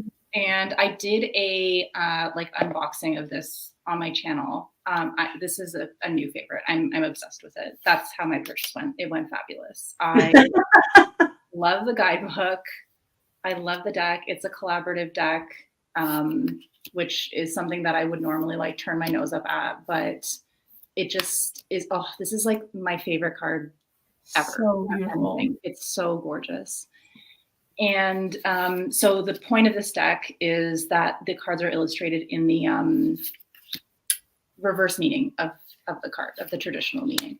But the guidebook is so beautifully done that it's not just all doom and gloom. Like there is a lot of hope. Like I mentioned, and I think I was chatting with someone in the comments, and I'm like, it feels like the light at the end of the tunnel kind of thing, the way that they wrote the guidebook, which I love so much. And I actually, for March, just used this with the Journey Tarot, which I just, a Kickstarter that I just got in. And I kind of did like a as above, so below type of reading with it. And I did the Journey Tarot, 2 cards on top and then 2 of these on the bottom. But I just can't say enough about this. Like this is amazing. I love it so much. It's so unique, but it just fits very well into my practice and my collection. So love it. I'm so glad you loved your purchase. That's amazing. That's awesome. Christa, what about you? Did you pick up anything? I did. And this is entirely because of Sandy from Exploring Tarot. She posted a walkthrough like 2 weeks ago. And I've been really in like a mode of, I feel like not much has not necessarily not been catching my eye. I just haven't felt super pulled to get something new. I think I was saying it earlier of like, I've just really been re-exploring the things I have, but this was one that kind of ignited that spark of like, oh my gosh, like, whoa. And it is, I'm definitely going to pronounce it wrong. It's the Dramatis Personae Tarot. Mm-hmm. I had never heard of it. And Sandy's always finding like the coolest things. And I'm like, how the heck did you hear about that? Like, where do you see these things? But it is first of all, the backs. This is another one I felt like I could have picked for this month, but maybe it might be like an April deck, but it is a collage deck. I know, yeah. If you haven't seen Sandy's video, I totally recommend. She walks through all the cards. As soon as you pulled it, I was like, this has Kelsey written all over it, I feel. And so these, the figures are, oh my gosh, I want to say like, they're actors. I want to say like Victorian era. Okay, wait, like Dramatis performers. What would you call it? Where did you find that online? Because I will be purchasing immediately. I think I just went to the link under Sandy's video, but I can send that so you can put it down below if you want. Yeah, do you mind? Yeah, it's so beautiful. I love the pastels in the background, everything about it. And I'm actually not usually too much of a collage deck kind of person, but I feel like this really toes the line well of being collage without it being like this over here, and like this covering that over there. Like just a little bit cleaner, which I really, really like. And I don't know what Sandy said in her video, but as soon as she said it, I don't know if this is exactly. No, it's sold out. No. No way. No items listed at this time in their Etsy shop. I will, I'll send you maybe their Instagram, because Okay. I just would find it hard to believe that it's like done. You know what I mean? I don't know, because I've never seen this before. Before Sandy's video, I'd never seen it, and maybe that's just I'm not in the right loops. I don't know. But Sandy said something that I think more made it spark in my head of it for some reason reminds me of The Sound of Music. I don't know why, and maybe she did say that, I don't know. But as soon as that thought was in my brain, I was like, oh, I need it, because The Sound of Music is my favorite. I love it so much. And I feel like I didn't have a deck that kind of caught the feeling I get from anything to do with The Sound of Music. I was like, I don't really know what else I have that fits that feeling, but for some reason this one does it. Look at that. I want it.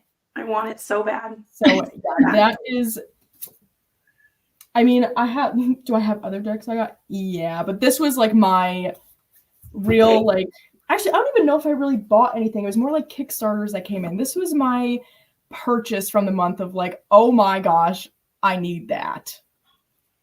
That's stunning.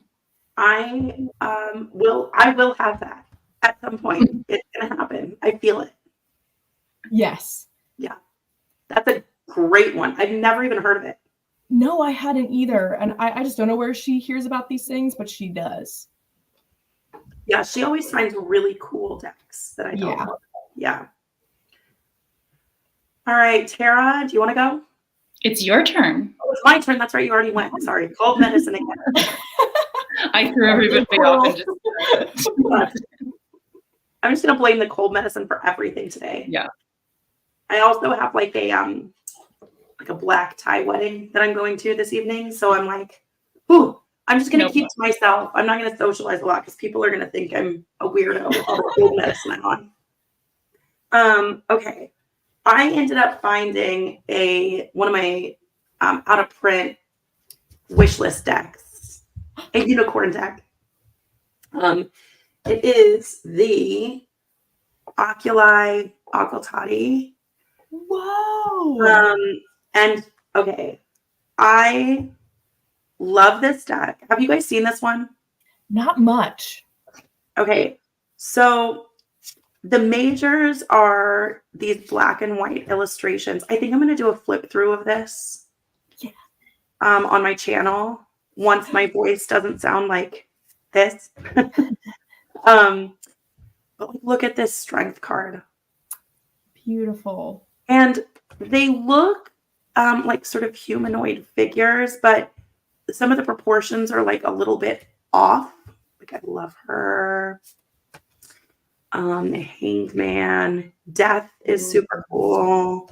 But then when you get to the minors, each of the minors has a different color and almost like they almost remind me of like little magical creatures, and each suit has almost like a different species of creature on it.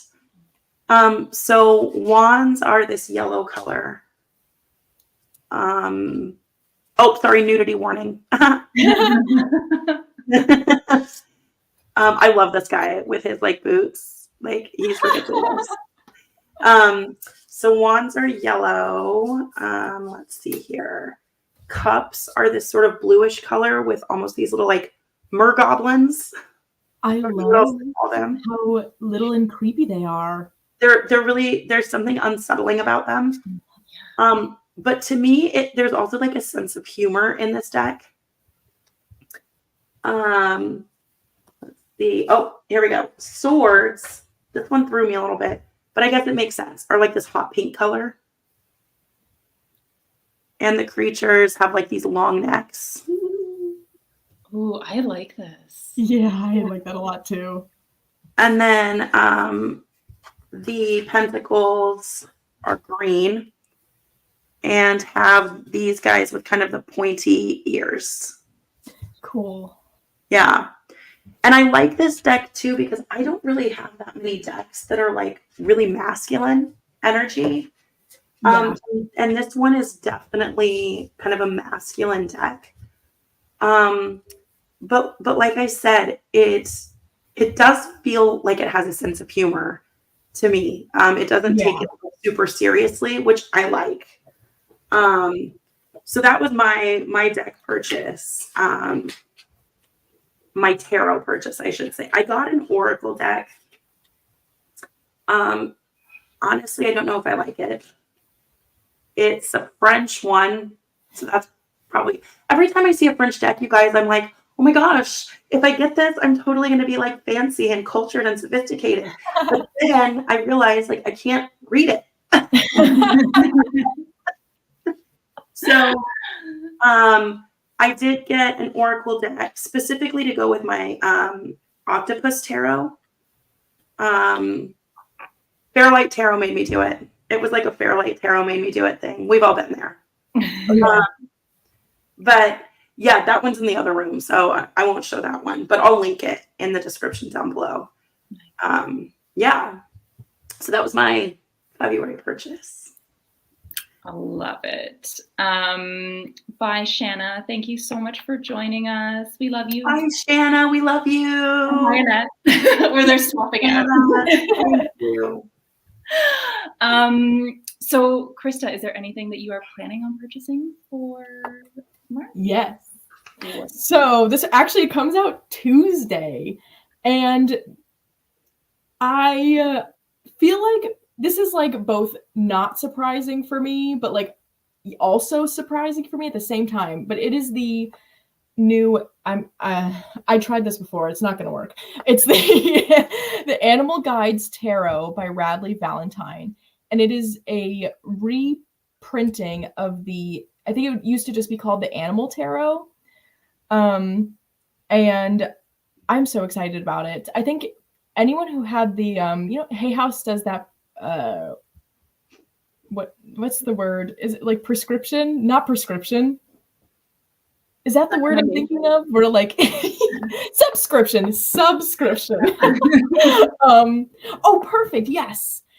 Subscription box I don't have it, but I know people who have that box. My friend Andy gets it, and she got this tarot in, and so she was flipping through the cards with me, and I was like, I need it. So there's an animal, and it's one of those decks that gives you the key phrase at the bottom. Oh, that's And nice. so I lately have been enjoying that. Usually the Radley Valentine decks are not ones I'm super interested in. I don't usually tend to be pulled by the artwork and like the colored borders we are seeing now. But I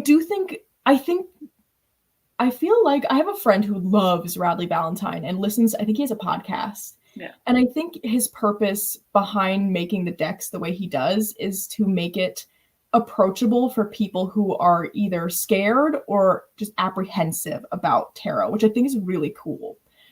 But being someone who is not scared or apprehensive, I feel like I haven't felt drawn to any of them, but this one feels like that just comfy, cozy animal, like here's exactly what you need to know right on the card. And I just think that's an energy I'm gonna love right now.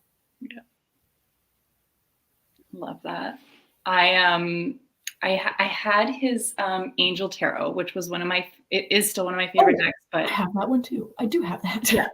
So that one, the art on it is like kind of the same. It's like, I think it's like a little bit gaudy, like a little bit cheesy, like whatever. Not that I could ever like recreate something like that myself. I'm not ripping it in that sense, but Yeah. Despite that, like I just love that deck so much. But a friend of mine who reads Oracle all the time, like she does it as part of her massage services and stuff like that. But she was always really scared of tarot. So I was like, try this one and see what you think. And she loved it so much. So I was like, just keep it. Like, Yeah. but now, because I don't have that one, because I gave it away, I'm like, maybe I'll get this one. I don't know. Yeah, I think it's really great for that purpose. I think, and it's so cool that seems to be his reasoning of why he builds the deck the way he does. Yeah. I think that's interesting. Yeah, I like that. It can so change the way that you interact with things sometimes, like if you know like the intention behind them or whatever. Yeah. Kelsey, are you just going to buy that deck? Is that going to be your Well, hey, Green Eye Tarot just said, Kelsey, they have it in stock. There are 49 left. And I asked, where? On Etsy? Because I'm literally on their Etsy shop right now. No. They have a website. It was a little bit hard to find, which is why I was like, oh, I'll send you the link. Because usually I would just say, oh, it's on Etsy. But like, it was odd to find it. But they have a website. I don't remember what it was called, though. I found the video on YouTube. Yes, and that's the her link. link is to the Etsy shop. She just purchased this. Oh, then maybe she said the website. Can you if I can get it? Can you share the link in the? Oh, I can do that right here, can't I? Oh my gosh. Oh, perfect. So yeah, I mean, obviously that's what I'm getting. And that was not my initial thought. So I can share what I was thinking about getting. Yeah. So let's see here. She's sending the link, but it won't show up. Okay, can you just text it or message it to DM me? I can't even speak. Can you DM it to me on Instagram, Angel? That's so weird. I don't know why it won't show that link. I'm Googling it right now. It's not showing up. It was really odd to find it. That's probably why, like, none of us have ever heard of it. Right. Yeah. Yeah. So I've kind of switched. Oh, thank you for enabling me. I love you. We do that to each other, don't we? We just enable each other. So the first deck, I'm actually just going to show the window here so that I can switch between tabs. So the first deck is, and I keep coming back to this one, the Heavenly Bodies Astrology deck. Yeah, I have this. Yeah, Tara, I think you have this one. Do you like it? I love it. Yes. Love it. But I don't use it as an oracle. What do you use it as? Just a study deck? Study, but I honestly mostly use it for writing. Ooh, interesting. Yeah.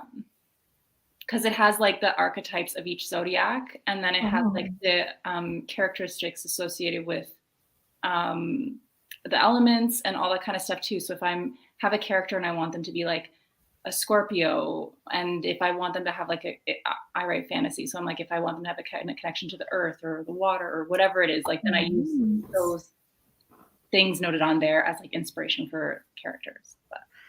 Yeah, and it looks like it has keywords, which would be very helpful. So I mean, you could use this as an oracle. I feel like.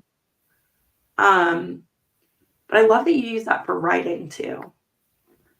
I really want to get back into writing, but ever since I got switched to teaching English, writing has become less of a hobby and more associated with my job. Yeah. So it makes it hard for me to want to write for fun because it's so closely associated with what I do for work. Yeah.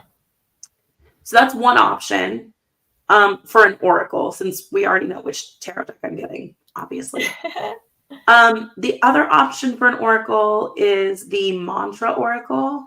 Ooh. I have this one. Yeah, I saw your video on this one, and I think you liked it, if I remember right. I do, yes. And I actually really thought about pre-ordering this one before it came out, and then I didn't for some reason. But I love the art on this. I love the kind of muted colors. I think these are beautiful. The guidebook on this one is really great. Okay. Yeah. And for each card, they have like they have a lot of stuff in the guidebook. But one of the things that I loved is they have like a song, but it's usually like one of those like mantra songs where they're singing the mantra. And they're really like, I haven't come across one yet that I wasn't able to find on Spotify. So I would like pull the card, play the song, or there's some on Spotify. Sometimes if you look up a mantra, they'll have like an entire playlist of the mantra with just different people singing. So you can just put on a playlist of it and have it in the background all day. And because it's not English, I can listen to it as I work and I don't get distracted by like lyrics or anything like that. Yeah. Yeah. That's so cool. I really like this one, and I like that aspect of it. You know, that's something you could put on while you're doing the reading with the card. I think that's such a cool feature of it. In terms of tarot, I was leaning towards this one. The Lost Tarot. So cool. I've seen this one popping up. I initially was like, I don't know if that's for me, because it feels like kind of a jarring blend of medieval imagery with, there's sort of a modern element to it with the photography collage. Yeah. But the more I've seen of it, the more I don't actually mind that. I think it makes it really unique. Mm-hmm. So this might be one that I do end up getting, and they have an expansion deck as well. Like, it's only, I think, 4 or 5 cards, so it's not really an expansion deck. It's like, you know. Yeah. But anyway, yeah, this is one that I've also really been thinking about, that's been on my mind for a while as well. So, but I think I'm gonna end up getting the Dramatis Personae Tarot. The deck of cards, making a mess. I think that's the one I'm going to end up going with for sure, because it blew my mind when you showed it. And you can add on.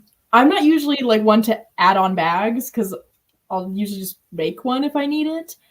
But there's 2 options for bags, and one of them matches the backs. Stop. Okay, well.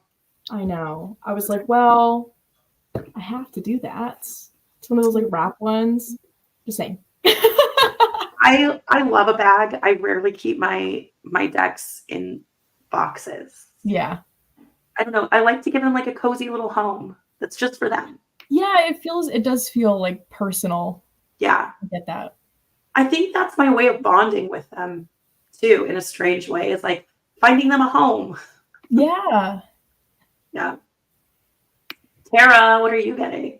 Oh my gosh, I was just looking at my Etsy list because like they're all on Etsy, all the ones that like are really at the top of my mind. And so the one that before we were talking that I was really thinking seriously about was I don't even know if this is considered an oracle, but it's Hack Your Nervous System card deck, because, and I think this is like tied into like somatic healing or something like that, but that's something that I've been very interested in. I actually just ordered, I don't know if this is actually even considered somatic healing, but I ordered this, like the tapping solution book. Yeah, that's it.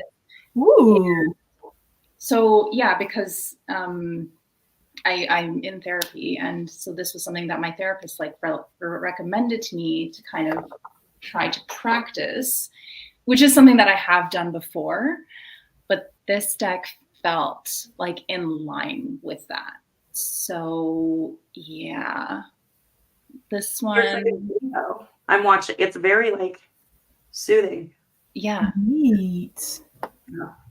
So, and I feel like as I move like from like the dark half of the year into the light half of the year, I am more aware of like my physical health, which is like not a great thing. I just wish I always was, but I can't help it. Like I just am kind of more in touch with that part of myself. So yeah, that one. And then I also was really looking at the, oh my gosh, what is this called? Spirits and Shadows Oracle. And the only reason I was really considering this one was because I thought it would pair really well with the Corrupted Tarot. So, but it just feels so like, I feel like I'm moving backwards if I get this one, because it feels like it's more like fall winter type of deck. Oh. Yeah, but I don't really have anything that pairs really well with the Corrupted Tarot. So I thought that this might be a good one. And it is really beautiful. It is. Yeah. And then the last one that I was considering, and this is totally Christa's fault, is the Blooming Lovelies. And this is one that's just really like been popping into my brain like ever since I first saw it on her channel. And it just kind of like is in the back of my mind always like, buy me. It's so good. It's and so good. It's what's it?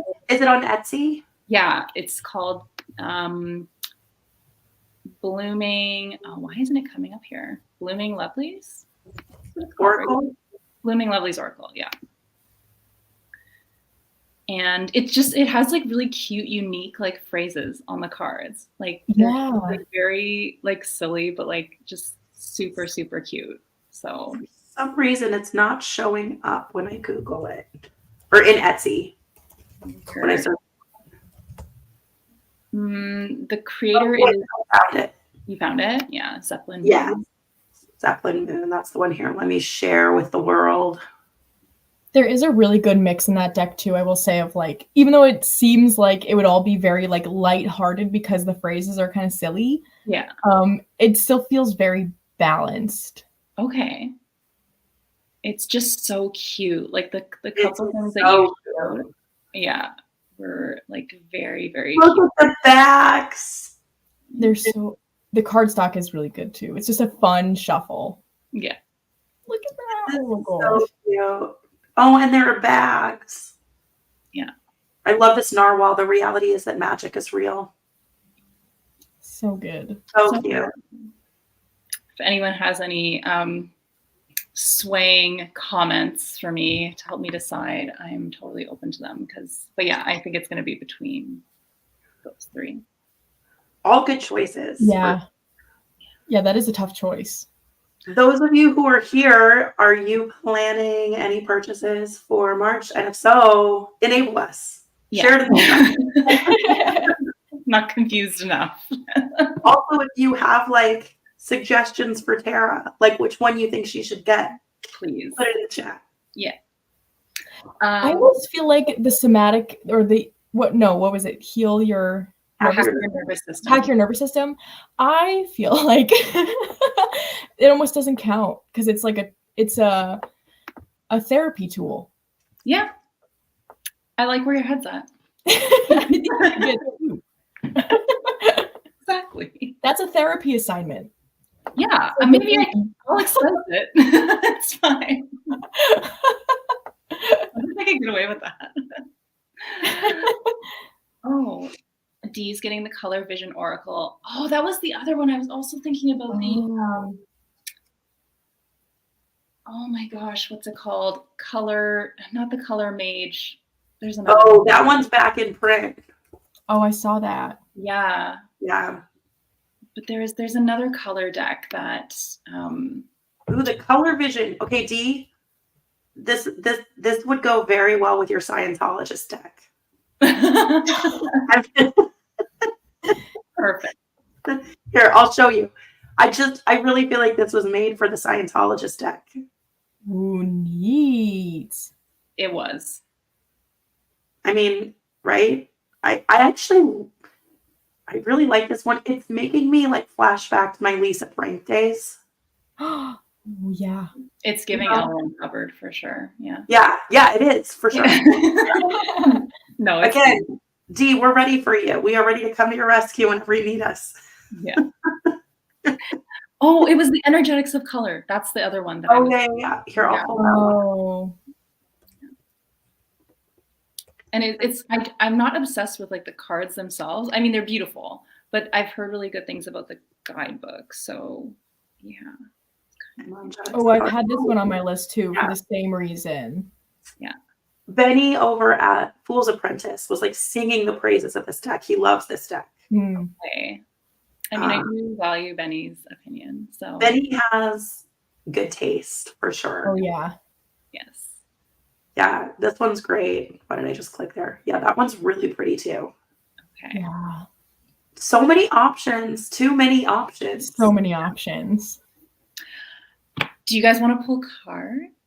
Yes. Yes. Okay, do we want to like survey the people and let them choose which decks we each pull from? Yeah. Sure. And Christa, do you want to pull first as the guest of honor? Yeah. Ooh, okay. So you show them your decks and they can choose which one they want you to pull from. So I have, again, the Story Medicine, Animal Woman, Forest Lore, Dirt Gems, and The Rooted Woman. All right, what do we want? What do we want Krista's deck to be for our collective reading? I feel like I should play some music or something. Yeah. I feel like I know what I want to see, but I don't want to sway. Oh, Dee coming in with Forest Lore. Ooh. Option 1. Do I have a guidebook over here? Oh, I do. Okay, good. Sarah, I'm like dying to know what your choice is here in a second. I have a choice too, but I'll share it in a second.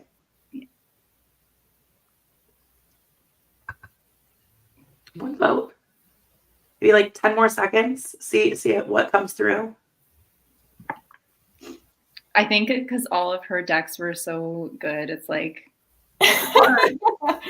Rooted Woman. Okay, Dirt Gems, Rooted Woman. Thank you, guys. Oh, perfect. Oh man, we're all over the place. Yeah. We might have to be the tie-breaking votes.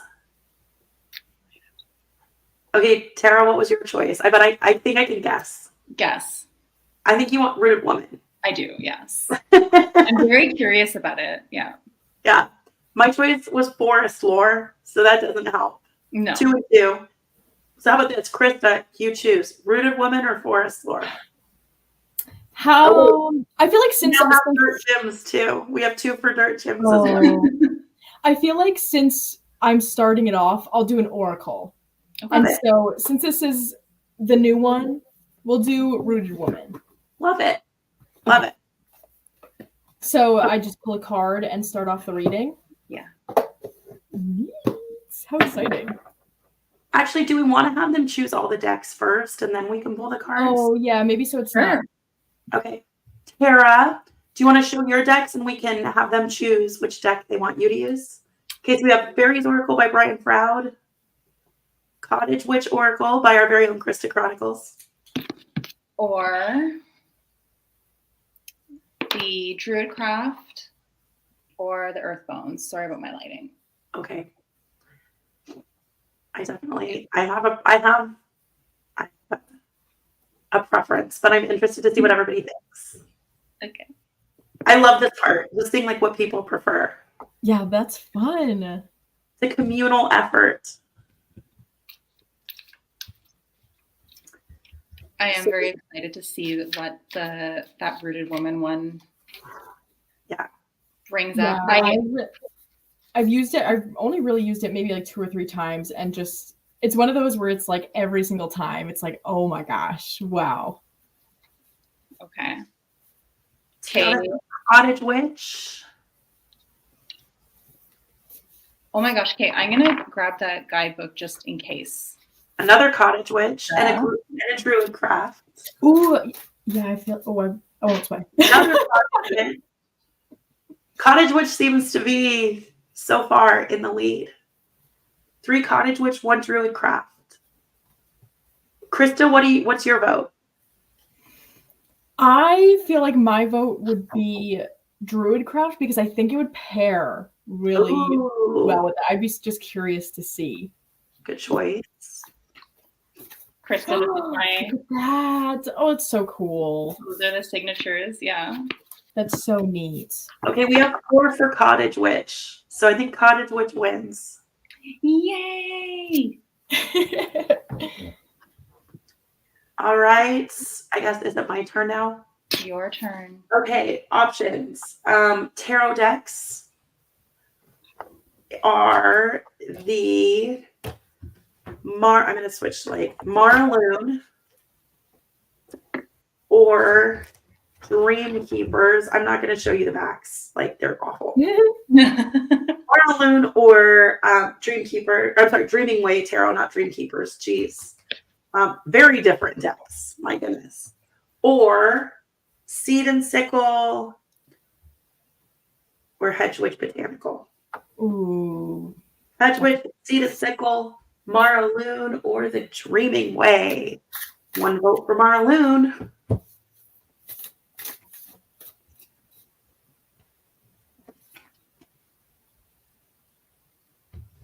Ooh, Yep. Karen pre-ordered the Unfinished Business Tarot. That one is so good. I've been loving that one. Hedge Witch. Vote for Hedge Witch. Dreaming Way. Oh, we got okay, it's all 4. Seed and Sickle, all 4. Okay. Give it like another maybe like 10 seconds in the chat. Tara, what's your vote for? I'm really torn between the Marloon and the Seed and Sickle. Okay. Both great choices. Like, Yeah. I kind of want to see 2 for Marloon. Dreaming Way. And then we have 2 for Marloon and 2 for Seed and Sickle. So Dreaming Way, Marloon, Seed and Sickle. Christa, what do you prefer? I feel like my pick would be Marloon. Okay. I think Marloon's going to be the winner. Love it. Hey. I got it. Green So, Tarot. Sorry, I just love this. I feel like we're the federal government in here. Notices. seriously. I mean, hey, I would actually argue we're far more functional than the federal government. Yeah. We actually did just make a decision collectively. Yeah. Very proud of us. The same in Canada, guys. Don't feel too bad. Much of a shit show over here. Yeah. I feel like we did better than our governments are doing. So Yeah. I think so. maybe we just need, all of us in charge. 100%. Probably. And we'll pull cards for every decision that we Yes, we'll just pull cards for I every think that's reasonable. and then have very civil conversations about it. Yeah, I'm proud of us. Green Eye Tarot just said we respected each other's choices and didn't have a tantrum. Dear politicians. Okay, so I'm pulling a card first. Yeah. All right, so we got. Oh my gosh, this is the first card I also pulled. This is the Banshee. This is the Keening Woman. So, because the guidebook is so good, we need to get into that. Ooh. Oh, this is broken up into like interesting suits though. So Someone mentioned that in the comments that there's like categories in that one. Yeah. It's really neat. So we've got the Banshee in Irish folklore is an elder female spirit who heralds the death of members of certain old families she's associated with, usually by screaming, wailing, shrieking, or keening. Her hair is wild and her eyes are red and raw from constant weeping. The Banshee is associated with the Banquanet. I don't think I'm saying that right at all. the Keening woman who traditionally led the mourning of the dead by performing a kind of funeral lament at wakes. In this way, she acted as a midwife of sorts, but one who facilitated the passage through death rather than birth. It was believed that she functioned as a kind of psychopomp, a soul guide. The act of keening is an act of catharsis. So there's more, but I feel like this card is making so much sense to just kind of the conversation of this general. It feels like there's this kind of collective energy of a little bit of grieving, as it's said, but this more in this way of really needing to kind of, when I'm picturing this kind of like shrieking, you're thinking of like when there's so much grief in you, like that you could just scream. Screaming is that act of kind of releasing it and shaking it off and getting it out of your system. It feels like there's almost this energy going on of really just needing to get some stuff out of our systems to bring us back to this, like this balance and just kind of like an open feeling. I love that. That's exactly what I was thinking as you were reading that. And that feels like so consistent with kind of the wrapping up of the season, moving into spring, like that release of kind of the darker energies. Yeah, Green Knight Tarot screaming can be a reset button. Oh yeah. Yeah, and sure. especially the month of March being this real like in between, not one, not the other. It's kind of that opportunity to still be working through some stuff, but in this way of like letting go. Yeah, I love that. That's exactly what popped out to me. Beautiful. Yeah, screaming away the winter and then into the spring. Scream away the darkness. Yeah. Oh, hi, Benny. Kelsey, do you still have the link for the color mage? I do. I'm like looking for it right now. I have it. Actually, you know what? I have it in my Instagram. So I will put that in the chat. I just need to find it. Benny sent it to me. Yep, I will send that to you. I will put the link. Here it is. I will put it in the chat for you right now. Love. Do you want to pull next so we have like a tarot sandwich, or do you want me to go so we do like two oracles and a tarot? What do you guys think? Doesn't matter to me. Why don't you go next? Why don't you go next, Tara? Okay, so we're building on that idea of like grief and releasing. I don't know. I was kind of thinking like any like pain associated with it or anything like that. I swear to God, if I get the Canadian goose, like it'll be. I mean, there's something to be said for like chasing the darkness away. True. Okay. Poison ivy, discomfort. Ooh. Wow. Okay, this is getting deep. We're going deep today. Yeah. Christa, do you mind if I read? Oh yeah, that's fine. What you wrote? I mean, I feel like it definitely fits with Christa's card. Yeah.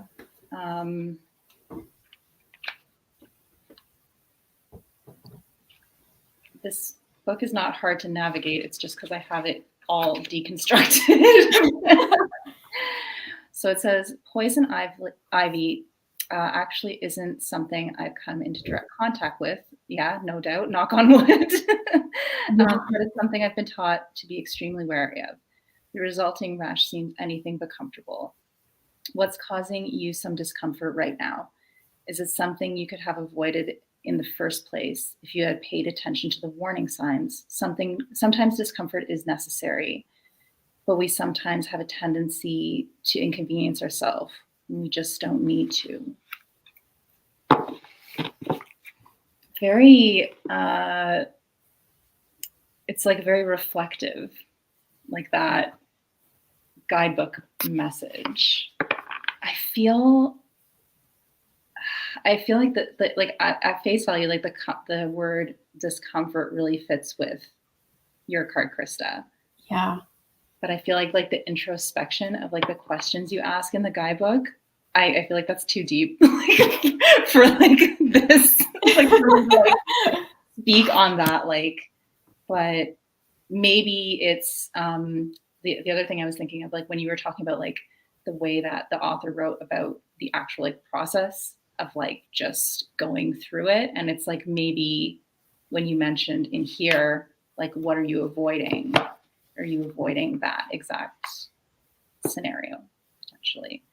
Like maybe there is something that we really need to all just like shed before we move into, so we can move into the spring with lightness and potential for growth. Mm-hmm. I feel like it's kind of like, I don't know if you do this in your garden, but like turning over the soil before you start planting stuff and stuff like that.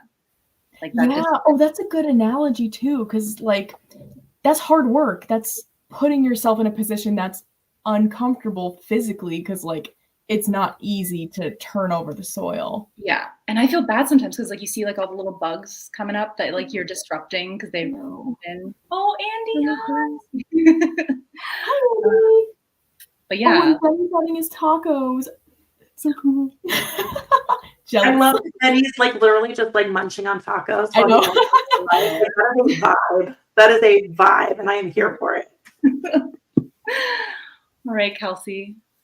So as I was listening to both of you talk, and especially that analogy you just used of sort of like turning the soil, and the work that requires, like both of your cards are kind of about that work and sort of the act of release. And as I was listening to you, I was thinking of the Maraloon, and I was kind of thinking of its energy. And one of the things that really came to me was, so we do that hard work, right? We release all of those things, whatever it is that we need to release as we move into spring. So as I'm like sitting here kind of like shuffling the Maraloon, I'm thinking to myself, how can we come out of that? Or like, what can we gain from doing that hard work, right? What is the sort of, what's the light at the end of the tunnel for us? If we release this, what do we gain? What benefit does it bring to us? So let's see. I got the 10 of Cups. Oh, Which is like such a beautiful card to pull here. I feel like, like I love the 10 of Cups. I love that. I love these sort of happy cards. We will be replenished, we'll be fulfilled, we'll be surrounded by those things and those people and those relationships that give us that energy back. That will sort of support us as we move through that process of releasing whatever it is that's kind of weighing us down. And so I think that, the big takeaway for me here is do that work, like release whatever you need to release. And it's hard work, and it means turning over that soil to sort of plant a new seed as we move into the lighter months of the year. But like, this is what you get from that. So the hard work is worth it. The hard work is worth it because you're going to be surrounded by so much love. You're going to be surrounded by so much connection. You're going to get that energy back if you do the work. So I don't know. That's kind of my takeaway from this is do the hard work. It'll pay off for you. so cool. Scream into the void, guys. Scream and release. Comfort. It's going to be uncomfortable, but It's going to be uncomfortable. Hard work always is. Hard work is always uncomfortable. But in this case, it's gonna be worth it. Yeah. Beautiful. Oh my gosh, is that it? I'm so sad it's over. I was looking forward to this all month. I know. I had so much fun. Thank you so much again for having me on. It was like a dream. Oh my gosh. I'm so glad that you joined us. Like, Terry, your channels, both of your channels are significantly larger than mine. So I'm grateful that, we were able to connect and do this together because it meant so much to me. I think that's a nice thing about TarotTube, I find, is like it doesn't really seem to matter. Like, it's not like people with big channels, but not that I have a big channel, but it's just like nobody's like, well, that's like not, not gonna collab or whatever. It's like we all just love the same thing, and we're great people, and it's just, yeah. I feel like there's been I don't know if you guys have noticed this, but I've noticed a bit of a shift, really maybe the last like 3 months or so, where a lot more people are now starting to collab. And Yeah. I love that, because for me, at the end of the day, like, the community piece is why we're here, right? To connect with each other. And so I love that this community is reflecting that all of these people are coming together in these different ways. It's such a beautiful part of this community, I think. Yeah. So thank you both. I'm grateful for both of you. And yeah, we'll have to do this again. Tara and I have some things coming up, but Christa, we might have to pull you back in again. Oh, whenever you want. Really? I'll definitely take you up on that.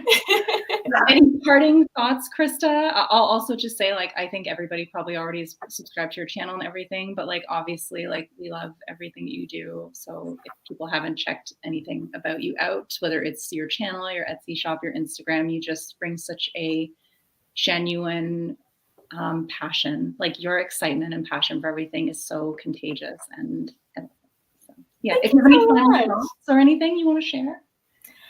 Oh, I mean, just again, thank you for having me on. This has been so exciting. Like, the way this capsule collection idea has just like been a spark for me for the beginning of the year. Because again, like, I think everyone's been feeling a lot of burnout, and I just needed something like this to bring that excitement, and which I think it's just amplifying it. So I'm so excited. I'm so excited to get into these decks for this month, and I can't wait to see what else you all do. Oh my gosh. I'm like so glad that people have been receptive to this. Like, seriously, when we started it, Tara and I were like, if we're just screaming into the void, it's fine. Like, at least we get to hang out together. So I'm glad that people are interested in this. And I love that people like you, the past 2 months, you took it and you made it work for you, which is so cool. I love to see how people take things and evolve them into something that works for them. So that's amazing.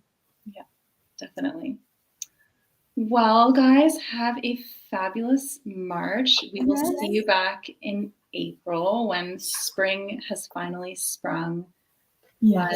But I think I speak for all of us. We're just wishing you all the best, sending you so much love. And yeah, we'll see you soon. Love you guys so much. We'll see you next month. Bye. Bye. And